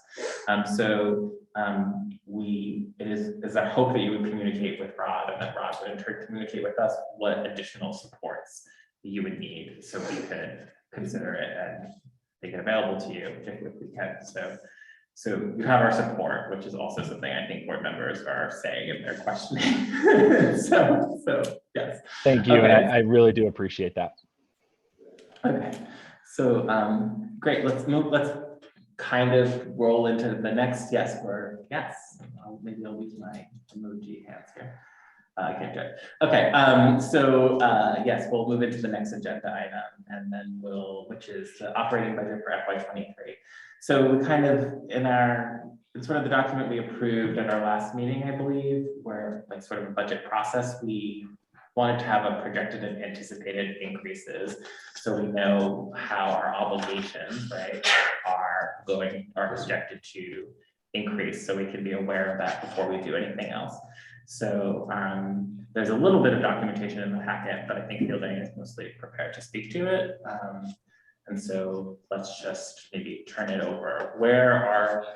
What was the process you followed, and where are we in that process for determining the increases vis-a-vis our obligations, largely personnel? So operationally, 40%, give or take, of our budget is personnel and their associated benefit costs. So that we have dived in and have down for fiscal year 23, literally to the penny, with the caveat emptors being open enrollment has not happened yet for benefits. Employees could change, add, remove, all that good stuff in terms of healthcare or benefit packages. And then with healthcare specifically, that can have some pretty robust changes in terms of cost. That being said, if all things stay the same, while inflation has been high this year, and in fact, it has been, I think the news just came out officially today that for one data point being the Social Security COLA increase of 5.9%. That's the highest since 1983. So almost 40 years of time. So you're seeing robust numbers there. That being said, our union contract and what drives the town of Norwich's personnel costs has a 5-year rolling average. And that is based off the CPIU number for the Northeast. That is based off the November 30th report, which we have not reached yet this year. But if all things stay the same, and in my opinion, they will, we're going to be seeing about 5.96% number there. When you take that into the rolling average, the previous 4 years do lower that. And the union contract also has caps placed in it. So it cannot fall outside of the range of 1.5% to 4% based on the union contract. If all things stay the same, we'll be looking at about a 2.36% increase in wages for that CPI increase. In good news, the healthcare costs for our town plan, all things being the same and everyone stays in their current healthcare designations that they have made, we'll see a 12.9% decrease in healthcare costs. So that's a pretty substantial savings, and one I actually have not seen in my professional career. So that is going to be a substantial savings to the town on that benefit line package. I think there's a good chance you'll see continued savings in our dental, our life insurance, our health, and vision plans as well, although vision does not have a direct effect on the town. That is purely an elective.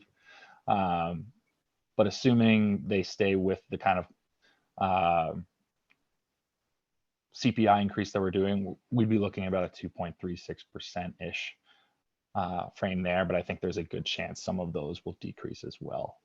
I've also gone. Sorry to interrupt you. I saw Mark had a question, so go ahead. I want to know why.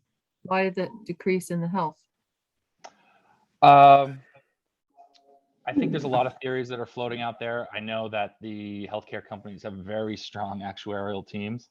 And so I do trust their numbers, but my understanding is that with COVID, there was a bit of a decrease in people's access to care, whether that was by choice or by necessity. I hesitate to say, but healthcare companies are federally required they have limits in terms of they can't just pocket the cash and have a good profitable year. They are limited in terms of what they are allowed to keep as profit. And if it exceeds a certain range, they have to distribute that back to the consumer through the next year's premium. So that's what we're seeing here with that. Wow. Great. Let's take it. For this situation, yes. Yeah. Past performance is never a predictor of future results. So as we come out of COVID, I think we will see that. I would expect to see some increases, but for fiscal year 23, and there is a little bit of a challenge in that our healthcare costs are based on a calendar year, and our fiscal year runs from July to June. So it kind of bounces between years, but we'll take the savings where we can get it. So Fielding, can you, because you mentioned a 2.36 increase in wages, do you have a dollar amount that corresponds to the increase? Just so we have that context, or is that not something you can crunch right now? I don't have that to spit out of you right from the top of my head. What I can say is that I have gone through the full analysis and taken into account even everyone's anniversary date. So you will actually, the 2.36% is going to take effect on July 1st. So that is going to happen. In terms of the overall cost, everyone's step increase, which is the second part of their compensation package that changes. It varies depending on their hire date, and we have made that analysis in terms of what that cost will be for fiscal year 23. But I will make sure to follow up with you and give you the exact dollar number change. Go ahead, Rob. Yeah, are those numbers adjusted to reflect full staffing? So yes, I have included. Yeah. I have included. Given that we are down, staff members, a DPW director, a full-time police officer, a full-time road crew, or I believe they're an operator of some form is their technical title. We're down a part-time admin position for the listers. Those are all accounted for, and I've based them off the last position holder. In my discussions with the individual department heads, they'll probably come in a step or two below what that last office holder was. So we'll see a little bit of savings there, but I hesitated to take those savings immediately. In the case we have a more qualified candidate walk through the door, we want to be able to use it. So thank you. Okay, and I think, Fielding, you were getting to the last part, which is accounting to the extent possible for inflation on some, goods that we use. So do you want to talk about that a little bit for us? Certainly. It's a little dry, but I did include the latest Bureau of Labor Statistics report. And in it, there are some highlights that I think illustrate largely where my concerns for inflation stem from. As Norwich went through this process prior to my arrival last year, we had not really encountered the inflationary pressure that we have, or we didn't really encounter it yet. And I don't think necessarily anyone really expected to see the highest inflation in 40 years. But the reality has made itself present. And so that has real effects. And the individual data that jumps off the page to me is energy costs. You're seeing it really everywhere, but energy costs are a big driver of it. When, for example, gasoline, 42.7% increase over the last 12 months, heating oil, 33.2%, electricity, 7.2%. Brand new vehicle purchase 7.6%, used or actually like 31. 30%, yeah. And I think you've all seen that in your day-to-day lives probably as well. And so I think the biggest, the 30,000 foot level, the takeaway that I'd like to point out is that we should be aware and account for not only inflation in fiscal year 23, but also that we kind of we need to account for the increased inflation we've seen in fiscal year 22 unexpectedly as well. And I think that's the biggest pressure you're going to see in terms of the operational budgets and any increases. Okay, so I want to get back to like the sort of the burdens of inflation on FY22, but this is a discussion of FY23. So just to sort of round it out, the purposes of this is just to sort of know what increases we are to know before we begin any other conversations. So it sounds like, so sort of what is the number we're sort of seeing in terms of operations as they stand now? Is it the only thing that we have calculated is the 2.36 increase in wages? Does the decrease in health insurance paint a different picture? Like sort of what is the number, at least percentage, that should sort of have, or is it too premature for that? Do you understand my question? There is some work to be done in terms of going through the individual operational budgets for each department head. Based off the last meeting, I think the directive of a flat service level, in the sense that we want to maintain the current services that we do provide, has been relayed, but is going to have some inflationary effects. Now, I do think these savings in terms of healthcare costs are substantial. That being said, they aren't the majority of our labor, overall labor cost. So that savings there, it's not 12.9% across the board, right?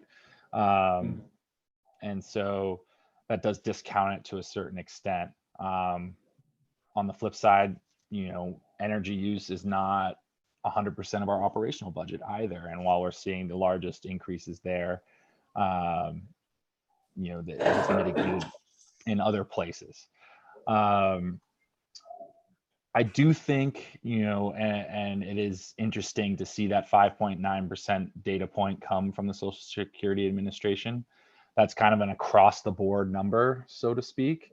And I do think that it is typically pretty accurate. And so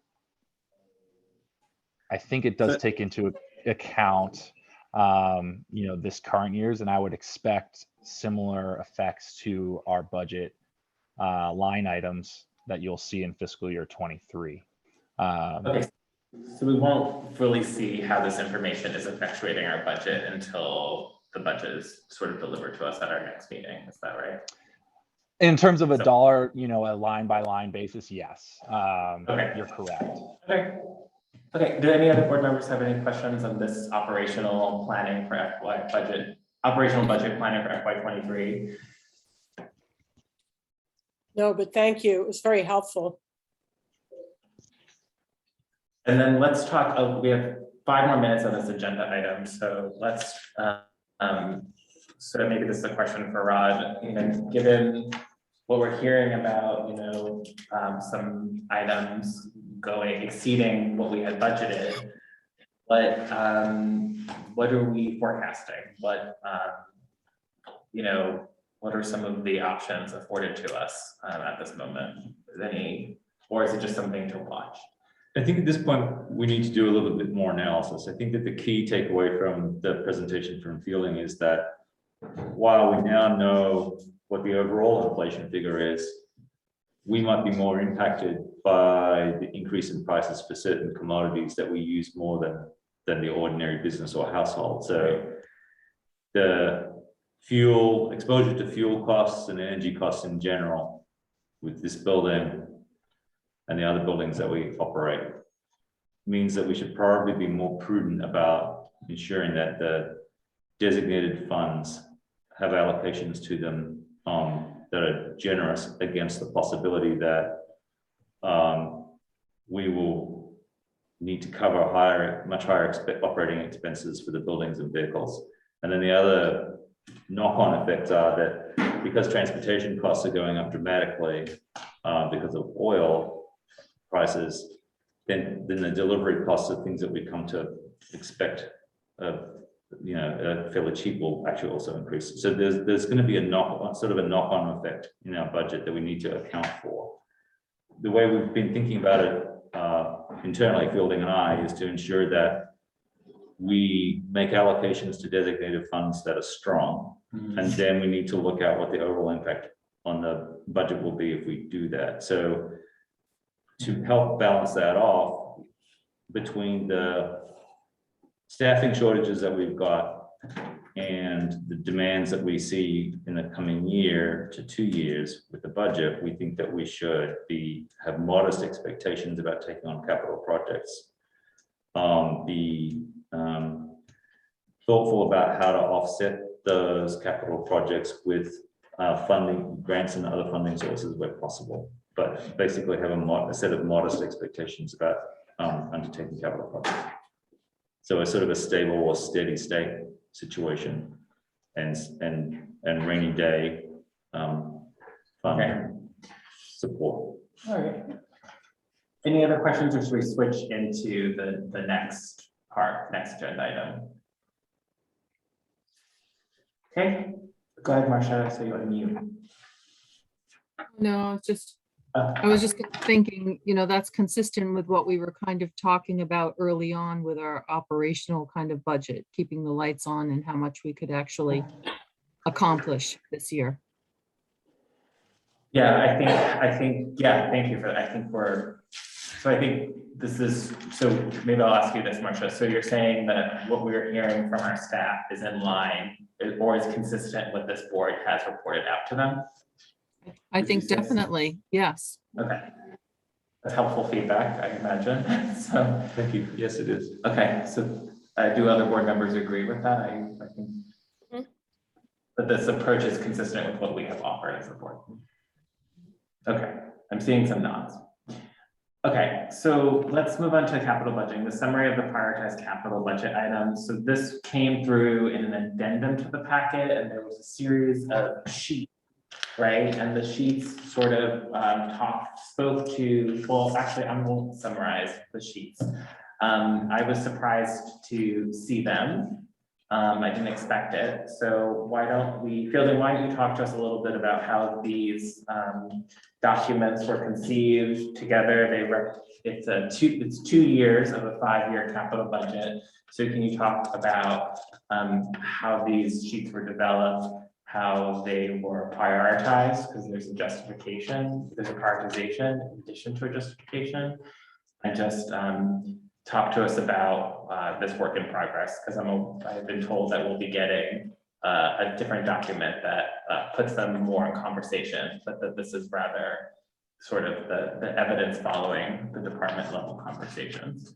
So can you speak to us about the addendum to the packet, sort of the capital budget project sheets that are 2 years of a 5-year plan? Yes. So what you see in the addendum here is really, on an individual project basis and based on mine and Rod's conversations with individual department heads, these are the individual capital purchases that we are looking at that are substantial over the next 2 years. As we go further down the line, we'll do these for 5 years out. And that, the collection of these then creates that capital improvement plan. And there's more data that comes with that, and more analysis, including its effect on operational costs. 5-year rolling averages in terms of what we've spent previously on capital expenditures for a department as a whole, those type of things. But the overarching purpose, and I call them singulars, which I seem pretty unique in. So if I reference that, I'm referencing these, but it's basically to give you an idea of what is coming down that we need, want, and that's kind of where the ranking comes in terms of capital projects. So what goes into that analysis is, for example, I'm going to use the fire departments for fiscal year 23. We are contractually obligated through the union, not the union contract, but whether in this case, I believe it's statute, where you have to replace under NFPA 1851. And in this one, we are looking at, this is their PPE. So thanks for bringing this up, Roger. Statute requires that fire departments replace their PPE on set schedules. In this case, 10 years post date of manufacturer. And so this is it's pretty cut and dry in the sense we don't really have a choice. We're going to have to replace these if we want to have a staffed and safe fire department. And so this does kind of jumps right out to you. Priority level is high. I've ranked it number 2. It's effectively tied with the SCBA equipment, which is their breathing apparatus, which is another singular provided. And so the justification is really, pretty simple for these. They have to be replaced. The SCBA equipment is 15 years. The PPE is 10. In fiscal year 24, we have police ballistic vests. Those have to be required, and that is a union stipulated as well as statute stipulated replacement schedule. So it allows you to kind of take a look at one page. What is the project? How much is it going to cost? What makes up that? So for here on the SCBA, we've got 15 Scott 2018 X3 Pro. And those are the actual breathing masks. The Scott AV3000 are the harnesses and the tubes, I believe. And then you've got the Scott carbon cylinders, which are the actual oxygen tanks. So it breaks it out individually. It goes into, how did we estimate this cost? In this case, it was a direct quote. Alex spoke with the sales rep. He was able to actually negotiate a 2-for-1 cylinder purchase promotion and 20% overall off the list price. So that's backed up with a hard quote. In some other instances, it might be a little bit more of industry knowledge or a true estimate. It also includes the funding source. In this case, it'll be the Fire Equipment Designated Fund number 26. Provides the status. In some instances, like a new building, for example, the project status might be ongoing or it might be 50% completed, but will extend into future fiscal years. And that's where you would highlight that here. And then you've got your lifespan and replacement cycles to let you be able to anticipate when this new capital purchase will have to be replaced down the line. So really it gives you a pretty, all-encompassing description of the actual project itself. And as we compile these, we are able to then build into a true capital improvement plan. So as you have this kind of inventory and you build this inventory of capital assets and purchases, you're then able to conceptually extend it out. In this case, we know 15 years from now, we're going to have to replace the SCBA breathing apparatus for the fire department. And you can then make decisions about how to fund that replacement 15 years down the line. It could be, we want to throw 10 grand out of a year into a designated fund, and that over time, that's going to even out the hit in terms of what it costs. As you can see, this breathing apparatus, the quote's $117,375. So it's not exactly cheap to replace these. Or if you think of a grater, that's a several $100,000 purchase, and it has a lifespan, in this case longer than 15 years when you're talking about a grater. But it allows you to kind of get the wheels spinning and turning in terms of, okay, do we want to moderate this out? We know we're going to have graders to replace. We know, like, we have 42 or 46 miles of gravel, 46 miles of gravel roads in Norwich. Realistically, we're not going to pave every single last mile of those. And eventually, in this case, 20 years for a grader, we're going to have to replace it again. So it gets you kind of thinking in terms of, okay, we can take a $415,000 hit in 1 year, or we can parcel that out over 20. And the needs and the fiscal reality of the town kind of dictate that as well. But it allows you to at least have an understanding of what you're looking at time frame wise there. And so building, and I'm gonna ask board members to ask questions too, but just the method for estimating cost, or rather the financing source for these capital projects, can you speak, do we, to put it simply, do we have the money, or what is it that we have money for in these capital budget items, and what needs to be raised in this budget year, and then every budget year here on out, right? So can you speak to, I know you mentioned designated funds and needing to continue to do some analysis around that. So can you just speak to some of that work? When is it that the board will when is it, if this were sort of a drop down menu, when can board members take the dollar amount, right, and sort of move it on over to the capital budget item, so to speak, like how, So with that kind of CIP plan, that 5-year plan that comes along with it, you would get as one column the status of the respective designated fund that responds to that specific capital item. For example, we were just talking about a grader. The highway equipment fund with the current fiscal year's appropriation of $40,000 has about 160. It's 158,000 and change. So you're on your way to funding a new grader in fiscal year 24, but you're not there completely. Another example of that might be the police cruiser, which was scheduled to be purchased last year, was not purchased, but we do have that $65,000 still sitting in the police cruiser fund, which the number that escapes me at the moment, but has about $65,000 in it. 65,902, fund number 11. So in that instance, while we have seen some inflationary pressure this year, you've pretty much got the funds allocated for a new police cruiser. And so that will be part of the process of the CIP and what you'll see in the following document as we dial in the true 5-year CIP plan.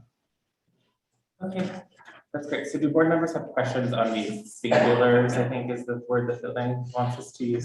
Any questions on these singulars, both as like an approach and whether or not it was helpful for you, and then any other questions that you have?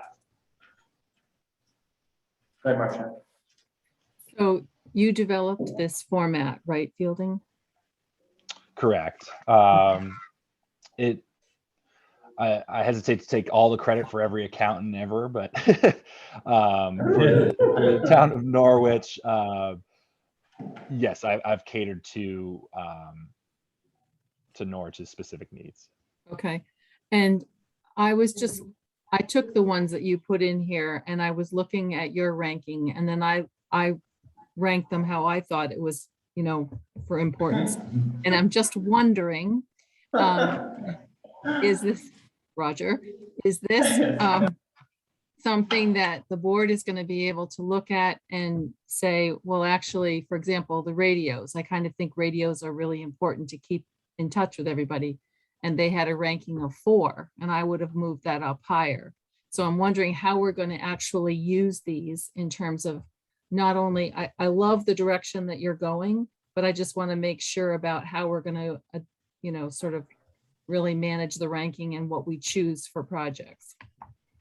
I think Yeah, and I so was, oh, go ahead, Roddy. sorry, I was laughing. To clarify my laughing, I was laughing because we've heard that question before and it's a good one. Claudette has asked a version of that for sure, right? So I was laughing merely at its similarity. So maybe fielding, I don't want to, my question then, rephrasing Marcia and Claude's question is, what feedback do you expect from the board for your prioritization work?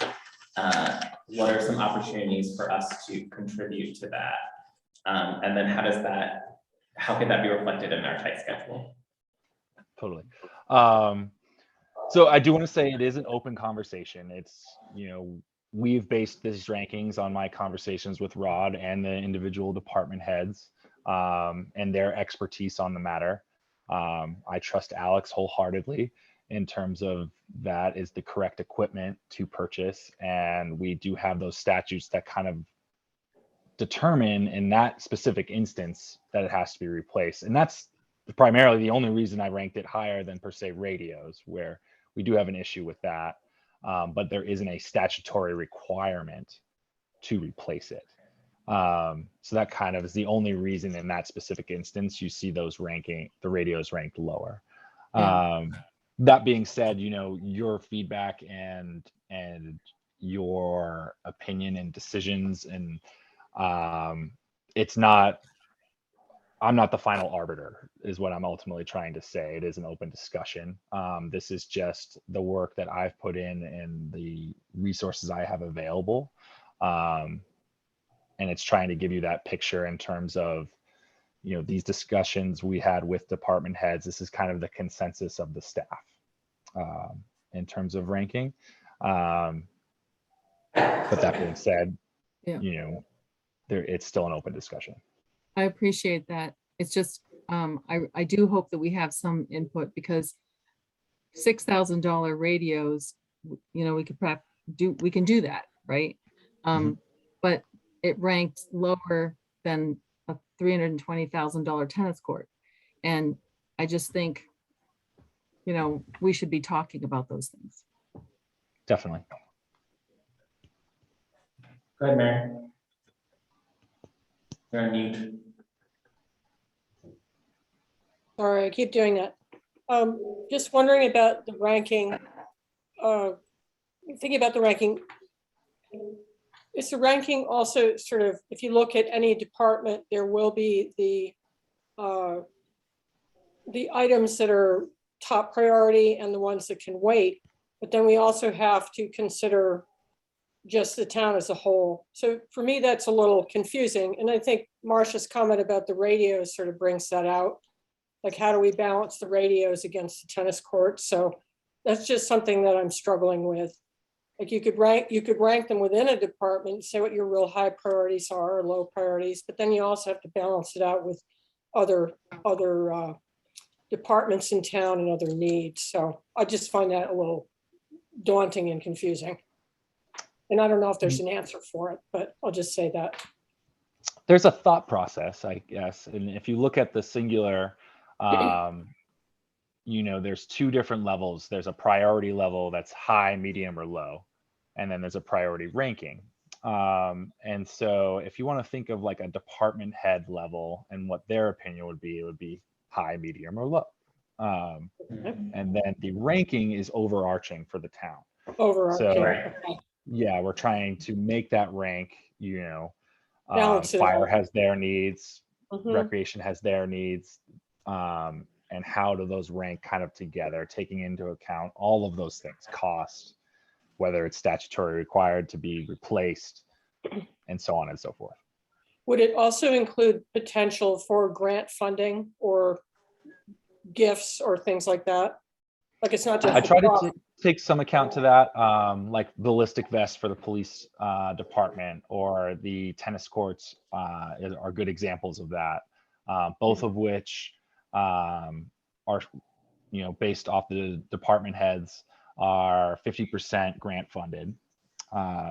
And then in the case of tennis courts, it goes further than that, and that there would be a 30% fundraising component to that, and then a 20% town requirement from the designated fund for tennis courts. So we try and touch base on that, and like kind of in a very high level, so kind of percentage wise, and in terms of the ballistic vests, it comes from a very specific grant. Same with the tennis courts, which I'm blanking on the actual organization's name. It's the U.S. Tennis Association. Yes, not a tennis player, so but we try and highlight those funding sources the best we can. Thank you. So I just want to reassure the select board that these early rankings reflect the discussions that Fielding and I have had with department heads. And yes, the high, medium, low is the department heads recognized priority, and the overall ranking reflects preliminary and early discussions that he and I have had of staff.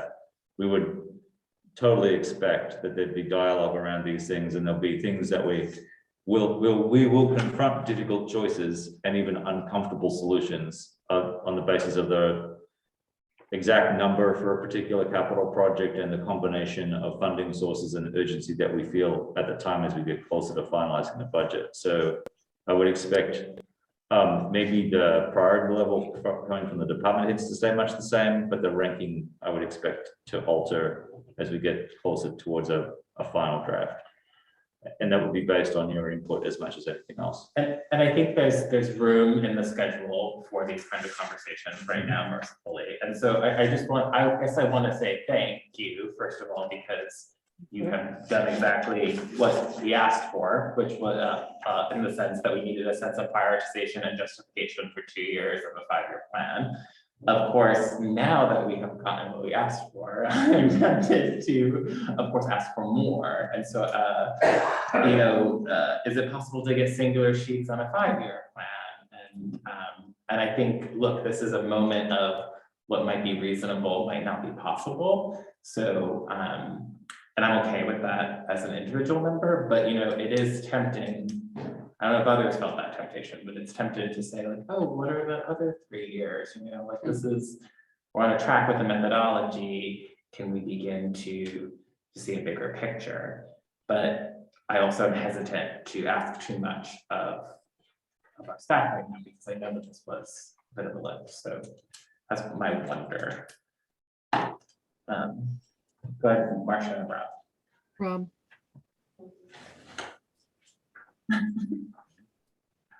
We can't hear Rob, you. you're on mute. You're on mute, Rob. Mute. You are on mute. Okay. Okay. Mine off. Yes. Spacebar did not work. Are these a comprehensive listing? Is this a start at the capital items? Are there more that we may have overlooked, or you may have overlooked, and we need to plan for? And secondly, could they be given a 10,000 foot overview as far as everything that's a high priority, everything that's a 1, 2, or 3 or whatever in a spreadsheet, so we have a better sense of, like, looking at it now, I can't see the forest for the trees. Right. Go ahead, Marcia, and then we'll come back to Rob's point. I think that's a good one to address. I like these sheets and I think it's heading in a perfect direction. And I especially like that at the bottom, we have our little roadmap. It's just, I think maybe what Rob is saying is that we kind of need that last line on a single spreadsheet so that we can say, this is what we're doing every year, that kind of thing. But I kind of feel like, for me, this is a chicken or egg, right? Because well, first of all, I'm anticipating that these aren't the only sheets that are going to be developed. This is like the beginning. Am I right about that? Yes. And so we're going to have multiple sheets, but in terms of well, first of all, developing a budget, and second of all, coming up with the priorities, and you're talking about grants and other ways to offset the funding that we might have to raise. I'm very worried about, and have always been worried about, applying for grants prior to making solid decisions. I don't think it's good optics to apply for stuff if we then turn around and say we're going to have to give it back. So I want to be sure that the board has looked at the big picture, agreed with the decisions and the priorities, decided what we're going to ask for money when we go, to town meeting. And then we have those designated funds, and we've got our marching orders because you've put them together in these spreadsheets. So I guess the bottom line is I'm hoping for clarification that we're not going to be applying for monies before we make decisions as a board, and that we're going to have that, 120,000 foot view that Rob was talking about. Yes, and that is coming, I think, to answer both Marcia and Rob, your concerns. As we build the 5-year plan, you are going to get a more robust spreadsheet that is going to list these projects. So you're not clicking between 20 different singulars. They're all going to be listed out in a pretty robust, and that is the CIP, or the 5-year capital plan, that we've been discussing, and you will see that here. Robert, I think in terms of what might be missing, I think and Rod touched on base on this a little bit earlier during his report, and that we don't want to lose sight of, but I think we also are lacking some institutional knowledge on, is DPW and highway, road and bridge projects. Those are very expensive. They're typically pretty time intensive. Oftentimes come with grant funding and are performed by outside contractors. And so I think we don't want to necessarily not appropriate any funds to those designated funds for those, and leave ourselves shortchanged until we fill that position. So I do want to point that out again, and make sure the board is aware and is thinking of that as they go through this capital process. And that, will be accounted for, and to a certain extent on the CIP, and will become more robust as we fill that DPW director position, and get some more institutional knowledge on staff.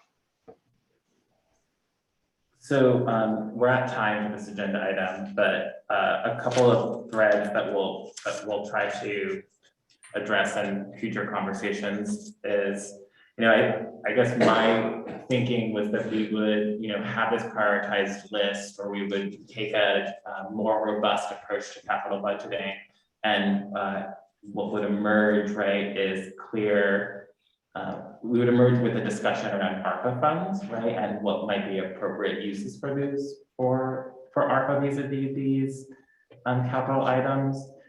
And I don't see that layer here, and this layer can't just, the work that was asked for, didn't have the ability to have that layer yet, but I think we do need to think about that too.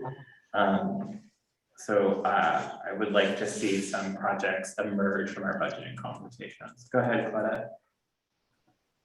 I just have one clarifying question, and then I know, I'm sure you've seen Andy's hand up too, but the lists that you've provided us today, these were the identified capital budget projects for fiscal year 23, fiscal year 24, Correct. with the exception of some of the DPW roads and bridges things that we just don't know about yet. Is that? Yes, and we are currently doing the inventory. I think that will shed a lot of light along with the new DPW director. Okay. I just wanted to be very clear that these are the items that were identified. 23, 24. Very much. So, thank you for that question, Claudette, because I thought that there were more to come, but this is it. In terms No, of the 2 years, these will be, you know, the main items. There are those DPW projects, which there will be some of. But when you look at a 5-year plan, there will be more. Okay. Well. Right. Okay, so we're at time. We'll take Andy Shear's public comment. Go ahead, Andy. Thank you, Andy Shear, 23 Hazen Street. I appreciate this process, and I just wonder if there's a way for projects that come up that are, you know, not championed or housed within a department. So, I mean, you see where I'm going with this, like, you know, the sidewalk thing that, you know, there's a interest in that, but it's not sitting with a department at the moment. So how does a singular, in this case, fit?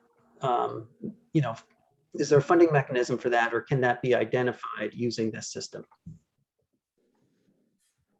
Does that make sense?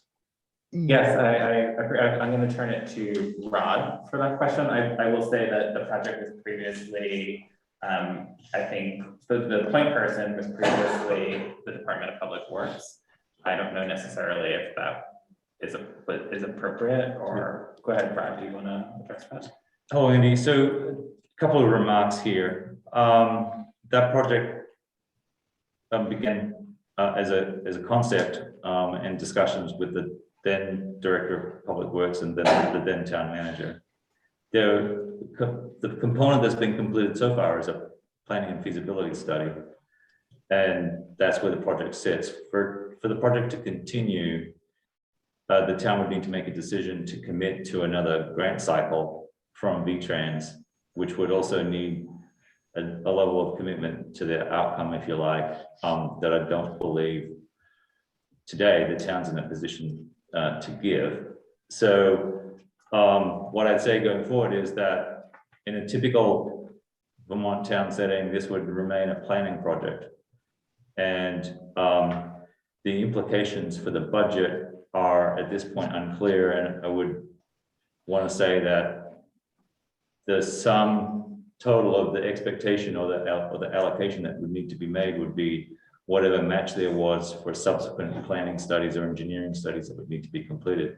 That's making the assumption that the town's moving forward with the project as conceived. I don't think, on the basis of the documentation that I've read coming out of the feasibility study, I don't believe the town's reached that decision yet. Yes, thank you. Thank you, Red. That makes sense. That's where we are. Andy, you have a follow-up question?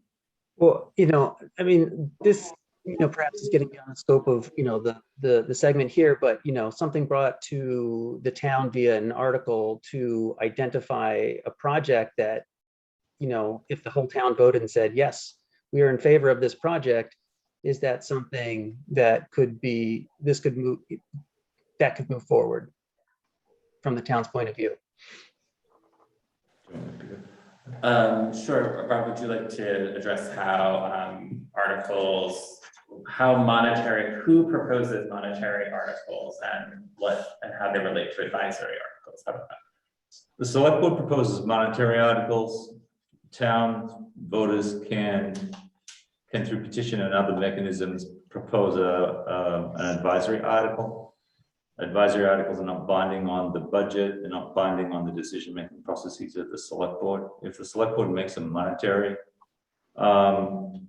commitment through an article, then the select board's also obligated to identify the staffing resources that would manage or implement that project. If there was an advisory article that was successful and the select board subsequently concluded to adhere to the advisory article, in other words, implement it, then they'd still need to make the resource allocation decision. And I would expect that they would do that in consultation with the town manager. Yeah. Okay, go ahead, Marcia, you have your hand up and then we'll move on to the next agenda item. Well, this is an interesting procedural thing, so I'm just wondering,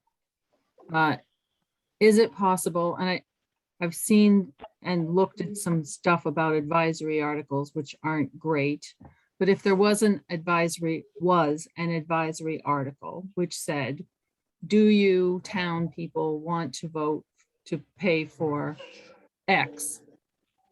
Is it then possible to have a follow-up in the same warrant? Do you want to proceed with X if the town can come up with 50% funding? I'm making this up. I don't know how that works. Could you answer? Yeah, please. I think the biggest challenge that you face there, Usher, is the kind of the calendar. So town meeting happens in March. It's in one fiscal year. When people are making those commitments, the budget for that coming fiscal year is approved at the same town meeting. So you can't unpack the budget to make that kind of a modification without everything else sort of unraveling. So typically the solution, if there is one, is that you would push off any financial commitment to such an advisory that would attach to such an advisory article to the subsequent fiscal year. So if the body decided that, you know, building a new building was a really good idea, and they got through that process by using an advisory article, then you wouldn't be, then the response would be that would be up to the select board to make a commitment in a subsequent fiscal year, rather than the one that you were debating and voting on at the time. Because the voters wouldn't have had the opportunity to review the budget in all its detail, assuming that project. Right? It would be unfair, to the voters. Which is part of the reason why it's structured the way it is. Claudette, do you have a follow-up, and then we'll move on? Yeah, just wouldn't there be another way to go about that? And that having it, I'm just throwing this out there, having the select board author an article asking if the voters approve the extension of the Beaver Meadow sidewalk. And then having, if the vote is yes, asking the voters to commit to a tax increase to cover the 200 and whatever $1,000 the town match would be. Is that not another way to go about this? I think you may run into calendar issues with the grant periods and the grant application period. But apart from that, I think it may work, but that would be my one reservation about that. And it sort of speaks against the spirit of what Marcia was talking about with grants and capital planning. Right, obtain the grant first and then make the commitment. Right, you would make it. So anyway, assuming that was of interest to the other board members. I think, are you frozen, Claudette? No. Sorry. You were thinking. Sorry. Okay, so any other further comments on the capital? So I think to sum up, this I don't want to say this was an exercise because it was more than that, right? This is the beginning of a process. So what can we expect at our next meeting? I'll ask Fielding and Rod, like what is, in terms of documents, how are these documents going to be further developed? I think reasonable expectation would be, further detail in terms of how these affect the operational costs year to year. For example, we have a grader that's going to have maintenance. It's going to have these associated operational costs that come with it. I think that's a reasonable expectation. And then I think getting to that 5-year plan, it would be a noble goal as well. Having the singulars for it, which are inherently a little bit less robust 5 years out. A quote is going to be different now than it would be 5 years from now.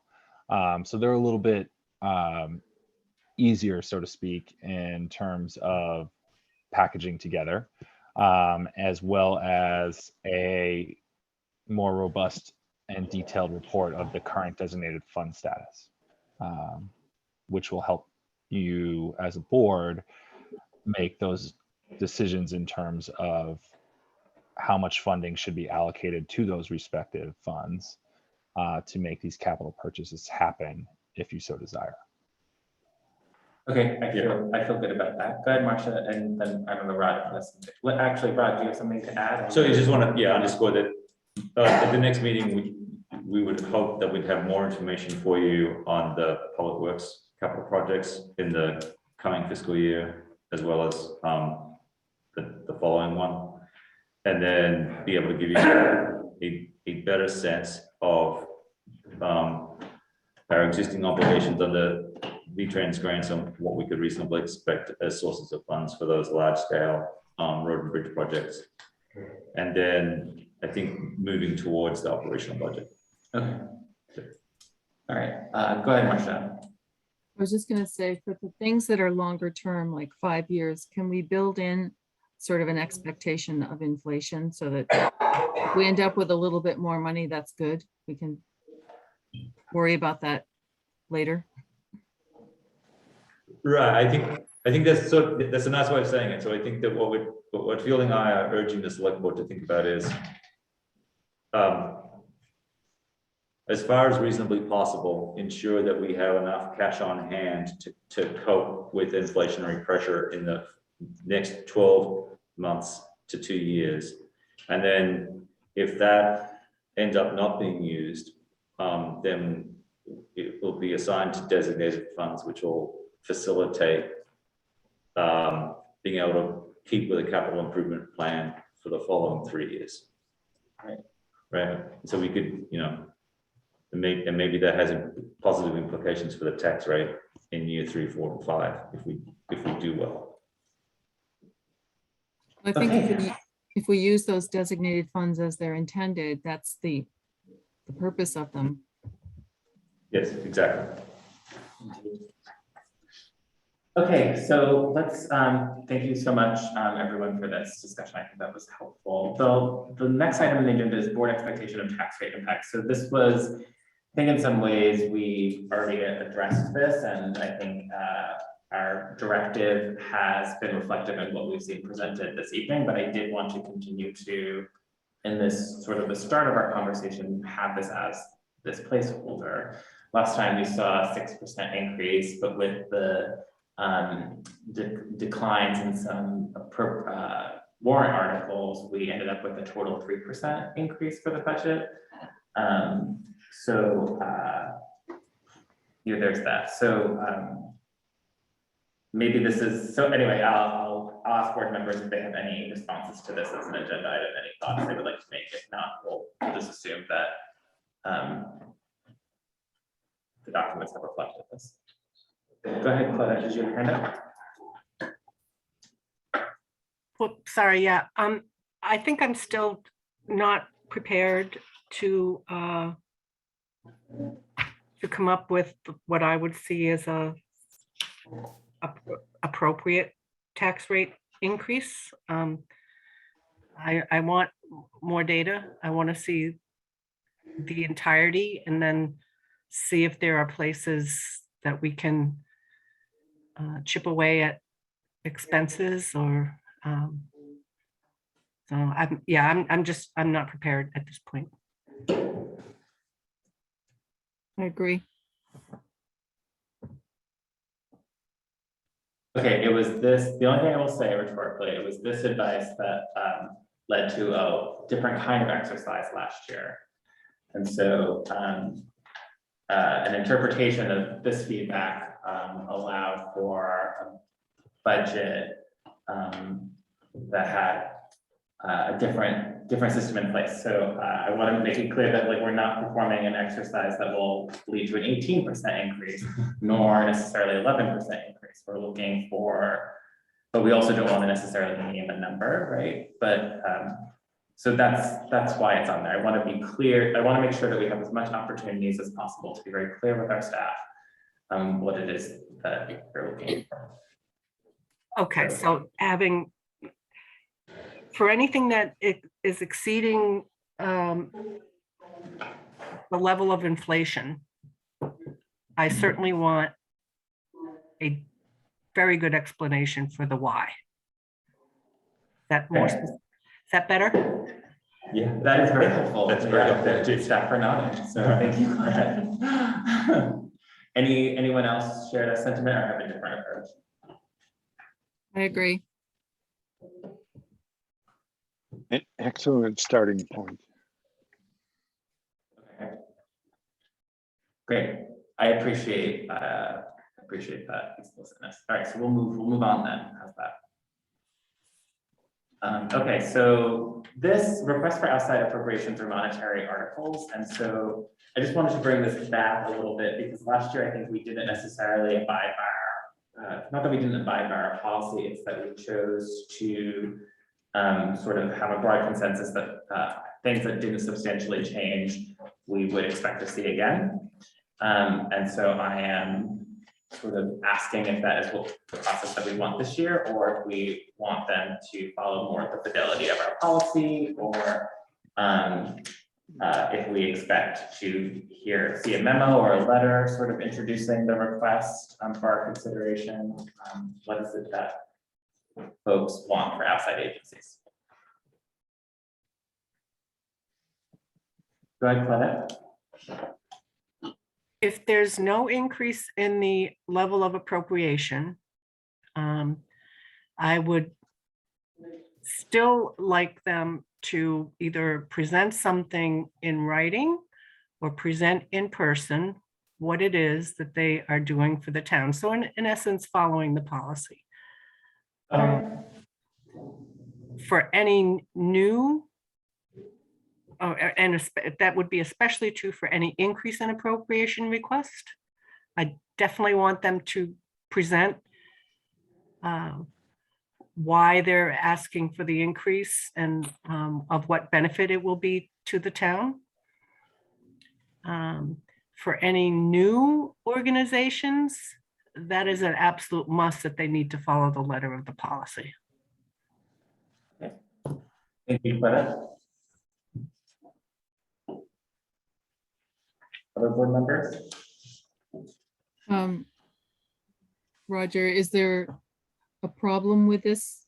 Did it not work properly in the past? I think, well, I think that's a good question for the folks, for everyone. So I think there was definitely consensus that, you know, appearing at our meeting was both, was sort of inefficient for everyone's time.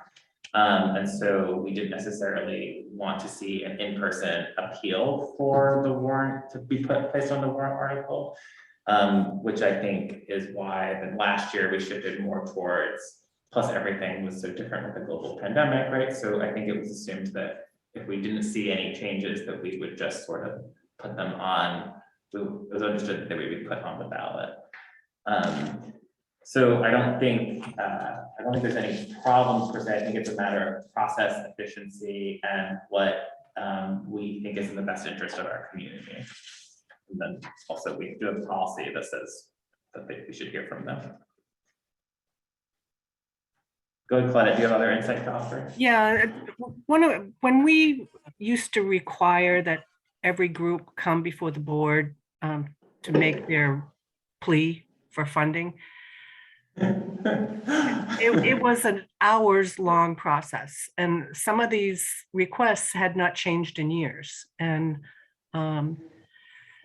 it was in my opinion, a poor use of our time to sit there to listen to somebody who's been getting the same level of funding year after year after year after year, justifying why they're asking for their funding.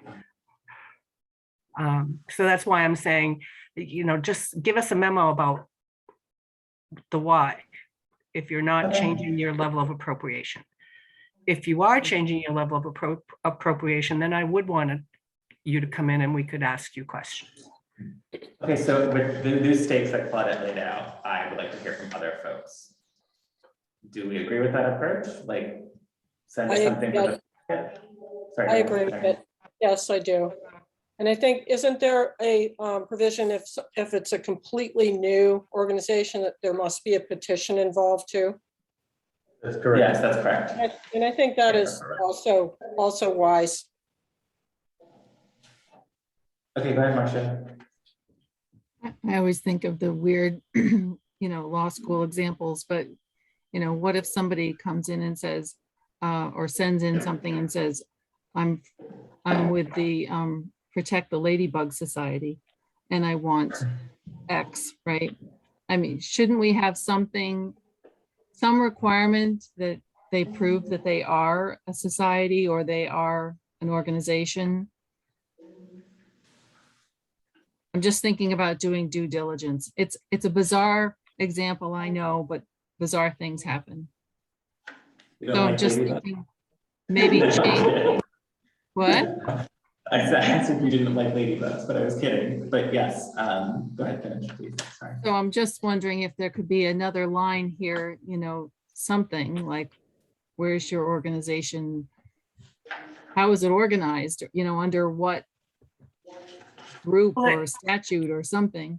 But it does ask for how, specific examples of how you would be impacting the residents of Norwich, what the costs are, et cetera, et cetera. So I guess we could ask them in person. Sure, and then Rod has his hand up. So I actually think Marsha raises a good point. So I think it's perfectly appropriate to ask whether the organization is incorporated or whether another entity is sponsoring it. So you may, for instance, have, a small group of residents or whatever, or people in the Upper Valley who are responding to an emergent crisis. And as long as they're sponsored by a larger, like the Haven or something, a recognized organization that's willing to be their fiscal agent, right? Then and has signed a document saying we agree to be their fiscal agent, then I think that's fairly concrete. But I think you raise a really important question, like if they can't establish to the board's satisfaction that they're an entity that could receive funds, then I think that they shouldn't get funds. And that's actually how a lot of neighborhood and mutual aid projects have emerged, right? They have a fiscal sponsor while they themselves sort of are on the ground, right? Yeah, growing, right? And so, it doesn't rule out a newly emergent group, but it does say you're going to have to work with another recognized entity so that we have some confidence that when we disperse these funds that they're going to be managed properly. Yeah. Okay, so what I'm hearing is Marcia is proposing maybe some changes to the policy a little bit, is that right? The policy and the form, I think. Okay. Board members have any thoughts on that? Because we could potentially make these changes. And then my next question would be, if we want to employ our policy or insist on our policy, we should have some expected follow-up for that. And I believe that board members should take on some of that work given sort of staff shortages. So we would have to do the work of contacting a very long warrant ballot or so. So anyway, so first question, would people like to see the policy revised as Marcia has described, Marcia and Rod have described, and revise the form? And then would folks like, I don't know what's going on over there. And would then folks like to, and then who would like to sort of contact the agencies with that form? So question number one. I didn't get question number. Can we have question number 2 again? Question number 2 was who will work with me, I suppose, on contacting these agencies to let them know of our policy and attach the form for our future packet. Is it reasonable to allow them to be grandfathered? We could, but like That would sort of negate the change, I think. Yeah. That would be essentially following our past practice. Yeah. I was thinking about new people, but I brought it up, so I will volunteer to help. Okay, that's great. So can I actually Please, ask another question? Sorry, go ahead, Roger. So in 3.4, there's reference to how many days before town meeting the petition can be submitted, and so it's 45 days, which sounds like plenty of time, but it's actually a really bad time of year, because that puts us back in what we're doing now, which is trying to finalize the budget and a whole bunch of other things. So if that's not set in statute, and I don't think that it is there a way in which we could increase those number of days so that there's more time for the town manager's office to deal with this? If it's not set in statute, I don't see why not, right? Right. Yeah, I don't see why that would turn up in statute. I mean, I'm not sure. I haven't checked, but it just seems 45 days actually seems a little short. Maybe 60 days, something like that. Yeah, 60 or 75, but yeah, 60 would be good. Hmm. So what I'm hearing is this project, so a little bit of a revision as we've been discussing about, and sort of the divvying up of the informing the agencies of you know, the memo, so to speak, or hearing from them for the article is maybe something I can do with Marcia. Right, and then the only other comment that I'd like to make maybe is that if we figured out what the 5-year rolling average is for an allocation, so the total allocation for these social service agencies, and we set that as an expectation, maybe adjusted by COLA for the coming year, would that signal to the groups what they could more reasonably expect? Like, it seems to me that when I've observed this here in previous years, everyone comes in with much more significant requests than they necessarily get funded for. And so then there's this process of everybody, the select board listens to each one of the individual cases and then tries to make a determination in a kind of a rushed manner. But if we were to, from a budgetary standpoint, look at what has been dedicated in the previous 5 years, figure out the average, and then estimate the COLA effect, and then just say, this is the expected, this is the targeted number for the coming fiscal year. This is how much we'll be allocating. Right, so I think Rob, what you're saying essentially is we don't necessarily have a policy on how much we are willing to expend from this process, right? Right. Like, so like we don't necessarily budget $600,000 every year for the articles. We, you know, in fact, sometimes we see some fluctuation, like sometimes there's a regional energy coordinator, sometimes there's a climate emergency designated fund. So there might be we might wish to set some expectations around that a little bit, because indeed we had a 6% budget increase, and then it was actually only 3% because the warrant articles turned out to be something different. So Claudia, you had your hand up though, but I want to know what that might be an interesting approach to think about this as a bucket of money, right? That we allocate to agencies. Or, you know, my only thought was, instead of doing a 5-year rolling average, if it exceeds, if their appropriation request exceeds the level of inflation again, then they. Right. Right. Okay. And just not going through the 5-year rolling average, because some of that, like, number one, you'll have the library, which will be hugely skewed because they had a 1-year significant increase, but every other year it's been relatively flat. Okay. So, you know, I'm with the inflation level person mindset, however you want to word it.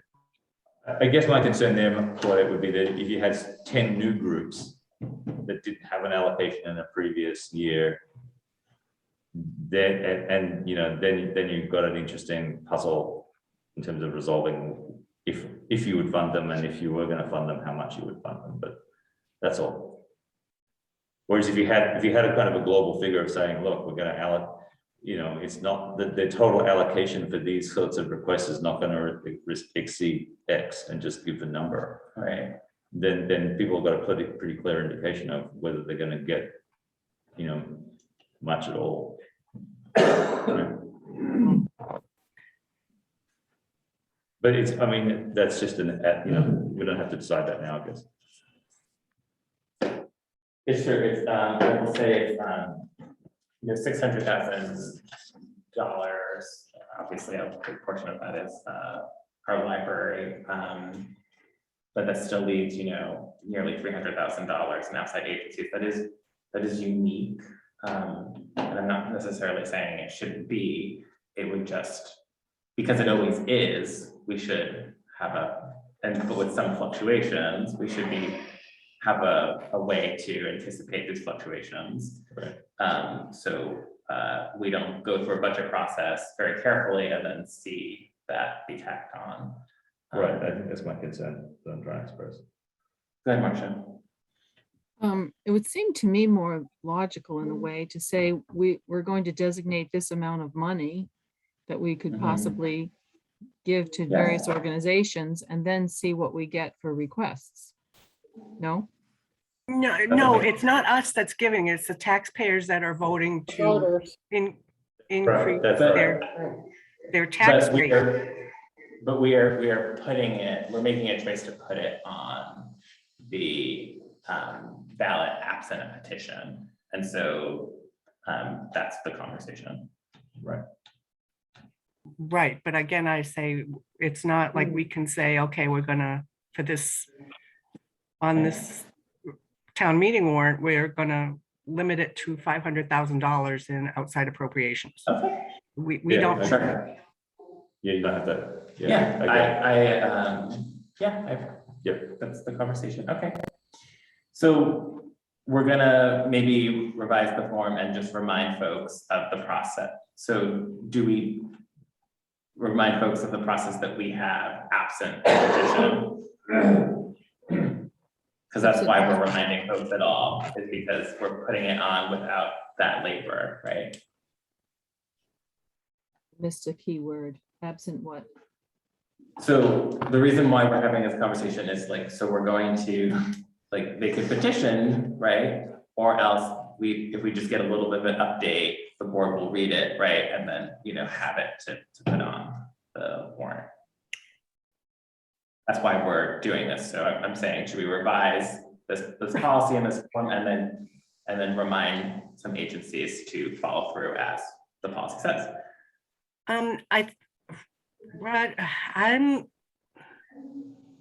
Don't they need to petition anyway? Last year was the freak year because of.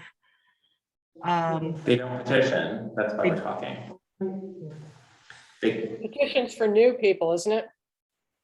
It's petitions for two categories: new organizations and increases. Oh, increase. Okay. I thought, okay. So if you're pre-existing and it's not a new increase, then you just fill out a request form, is my understanding. Sure. Yes. So what I'm saying is, like, we're now revising, the conversation has been like, the conversation has evolved to revise the form, and then I'm asking board members to take on the labor of reminding folks of the form and the process. Because we haven't necessarily gotten that. And I think Marcia said she would help, right? Yes. So I failed in my facilitation, clearly. So like, so are we good with the process where we're going to revise the form to include, you know, some of the language around having a fiscal sponsor, you know, and then other proving that they are sort of a verified agency, so to speak, and then sending it out? I think yes. Okay. Yes, and I'll help. I'll work Okay. with Marcia to send it out. Okay, good. Go ahead, Rod. Rob, I have a question. Yeah, are we including the change in time frame that Rod was hoping we'd get? And if so, 60 days in advance is, the last week of this year. Is that a good time to be receiving the requests? It's better than 45 days before town meeting. Okay. Okay, go ahead, Marcia, what's your question? So I thought I was clear, but then now I have a question. It sounded to me like not everybody doesn't have to petition every year. So is it like in perpetuity? If you've once petitioned, we just keep that and keep giving you money? No? So I'm gonna have town staff explain this a little bit, because I was clear. So Miranda is going to. I'm gonna explain to introduce us Miranda. facts on the She's the ground one that's been doing at it. 9:40. Yeah. So thank Oh, you, Miranda. Yeah, it's your moment. With jazz hands. Yeah, right. So if a group has received an allocation, an appropriation from the voters in a prior year, and they are not asking for any more money in the new year, all they need to do is to fill out that form and say, this is what we got last year and this is what we want next year. Okay, if a group is pre-existing and wants more money, or and there's no limit to how much more money. I mean, in theory, they could ask for more by 1 penny. Then they need to petition. Also, if it's a new group that has not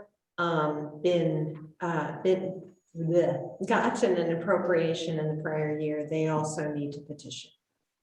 Our practice, I believe, has been that groups who are petitioning do not also fill out a form.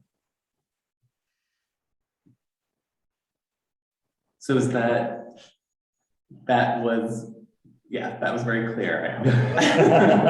Okay. Definitive. We have a Okay, plan. so we were essentially we're going to do that this year. We're going to follow the policy. Good, Roger, good. But what we're going to tweak the form, and we're going to do the work of sending it out to some of these folks. We're gonna alert them to the changes. We're gonna alert them to that. Okay. Okay. And Marcia and now Claudette, it seems, are going to help us out with that. Okay, I feel good. I'm so sorry if I caused any confusion, but I think we're really good now. And I will now take a motion to adjourn. Wait. No, go ahead. Any further discussion? Go ahead. Sorry.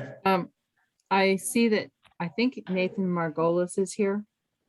Oh, no. Yes, I am here. I can start up my video. There we go. Good evening, everyone. Sorry I'm late.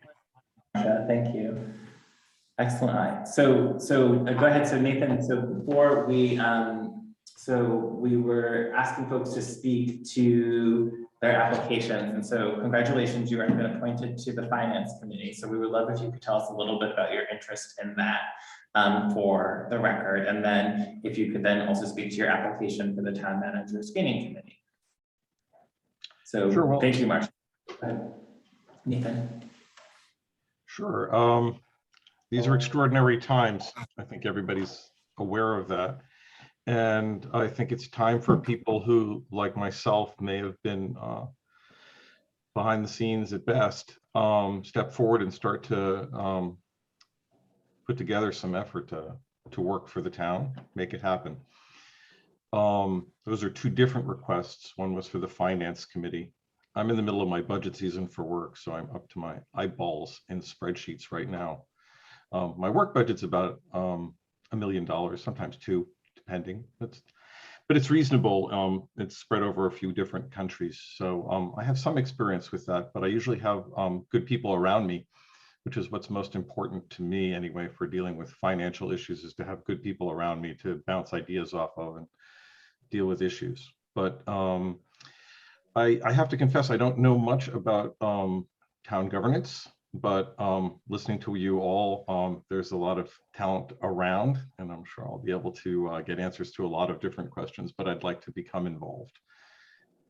As far as a town manager, that's more of my thing. I do operations for a living, interested in how things are managed, how people are managed. Interesting to me.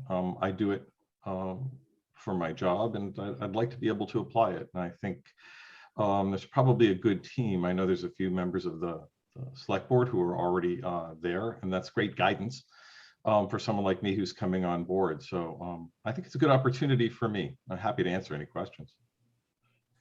Okay, that's great. Thank you, Nathan. So just before, the earlier conversation is that we wanted to hear from all the applicants. We've had 11 really wonderful applicants. We would hear from them, and then we would go and choose 3 that sort of stood out, or that we would like to bring forth for discussion, and we'll actually make the appointments at our next meeting. So, but we did want to,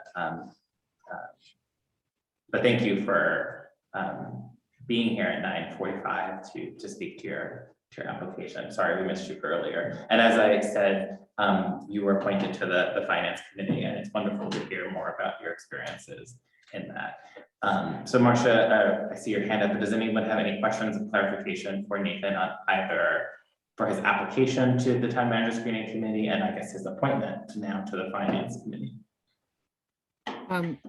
Just as to the steering committee, we were asking everyone if they were going to be available on November, I think it was 1 and 2.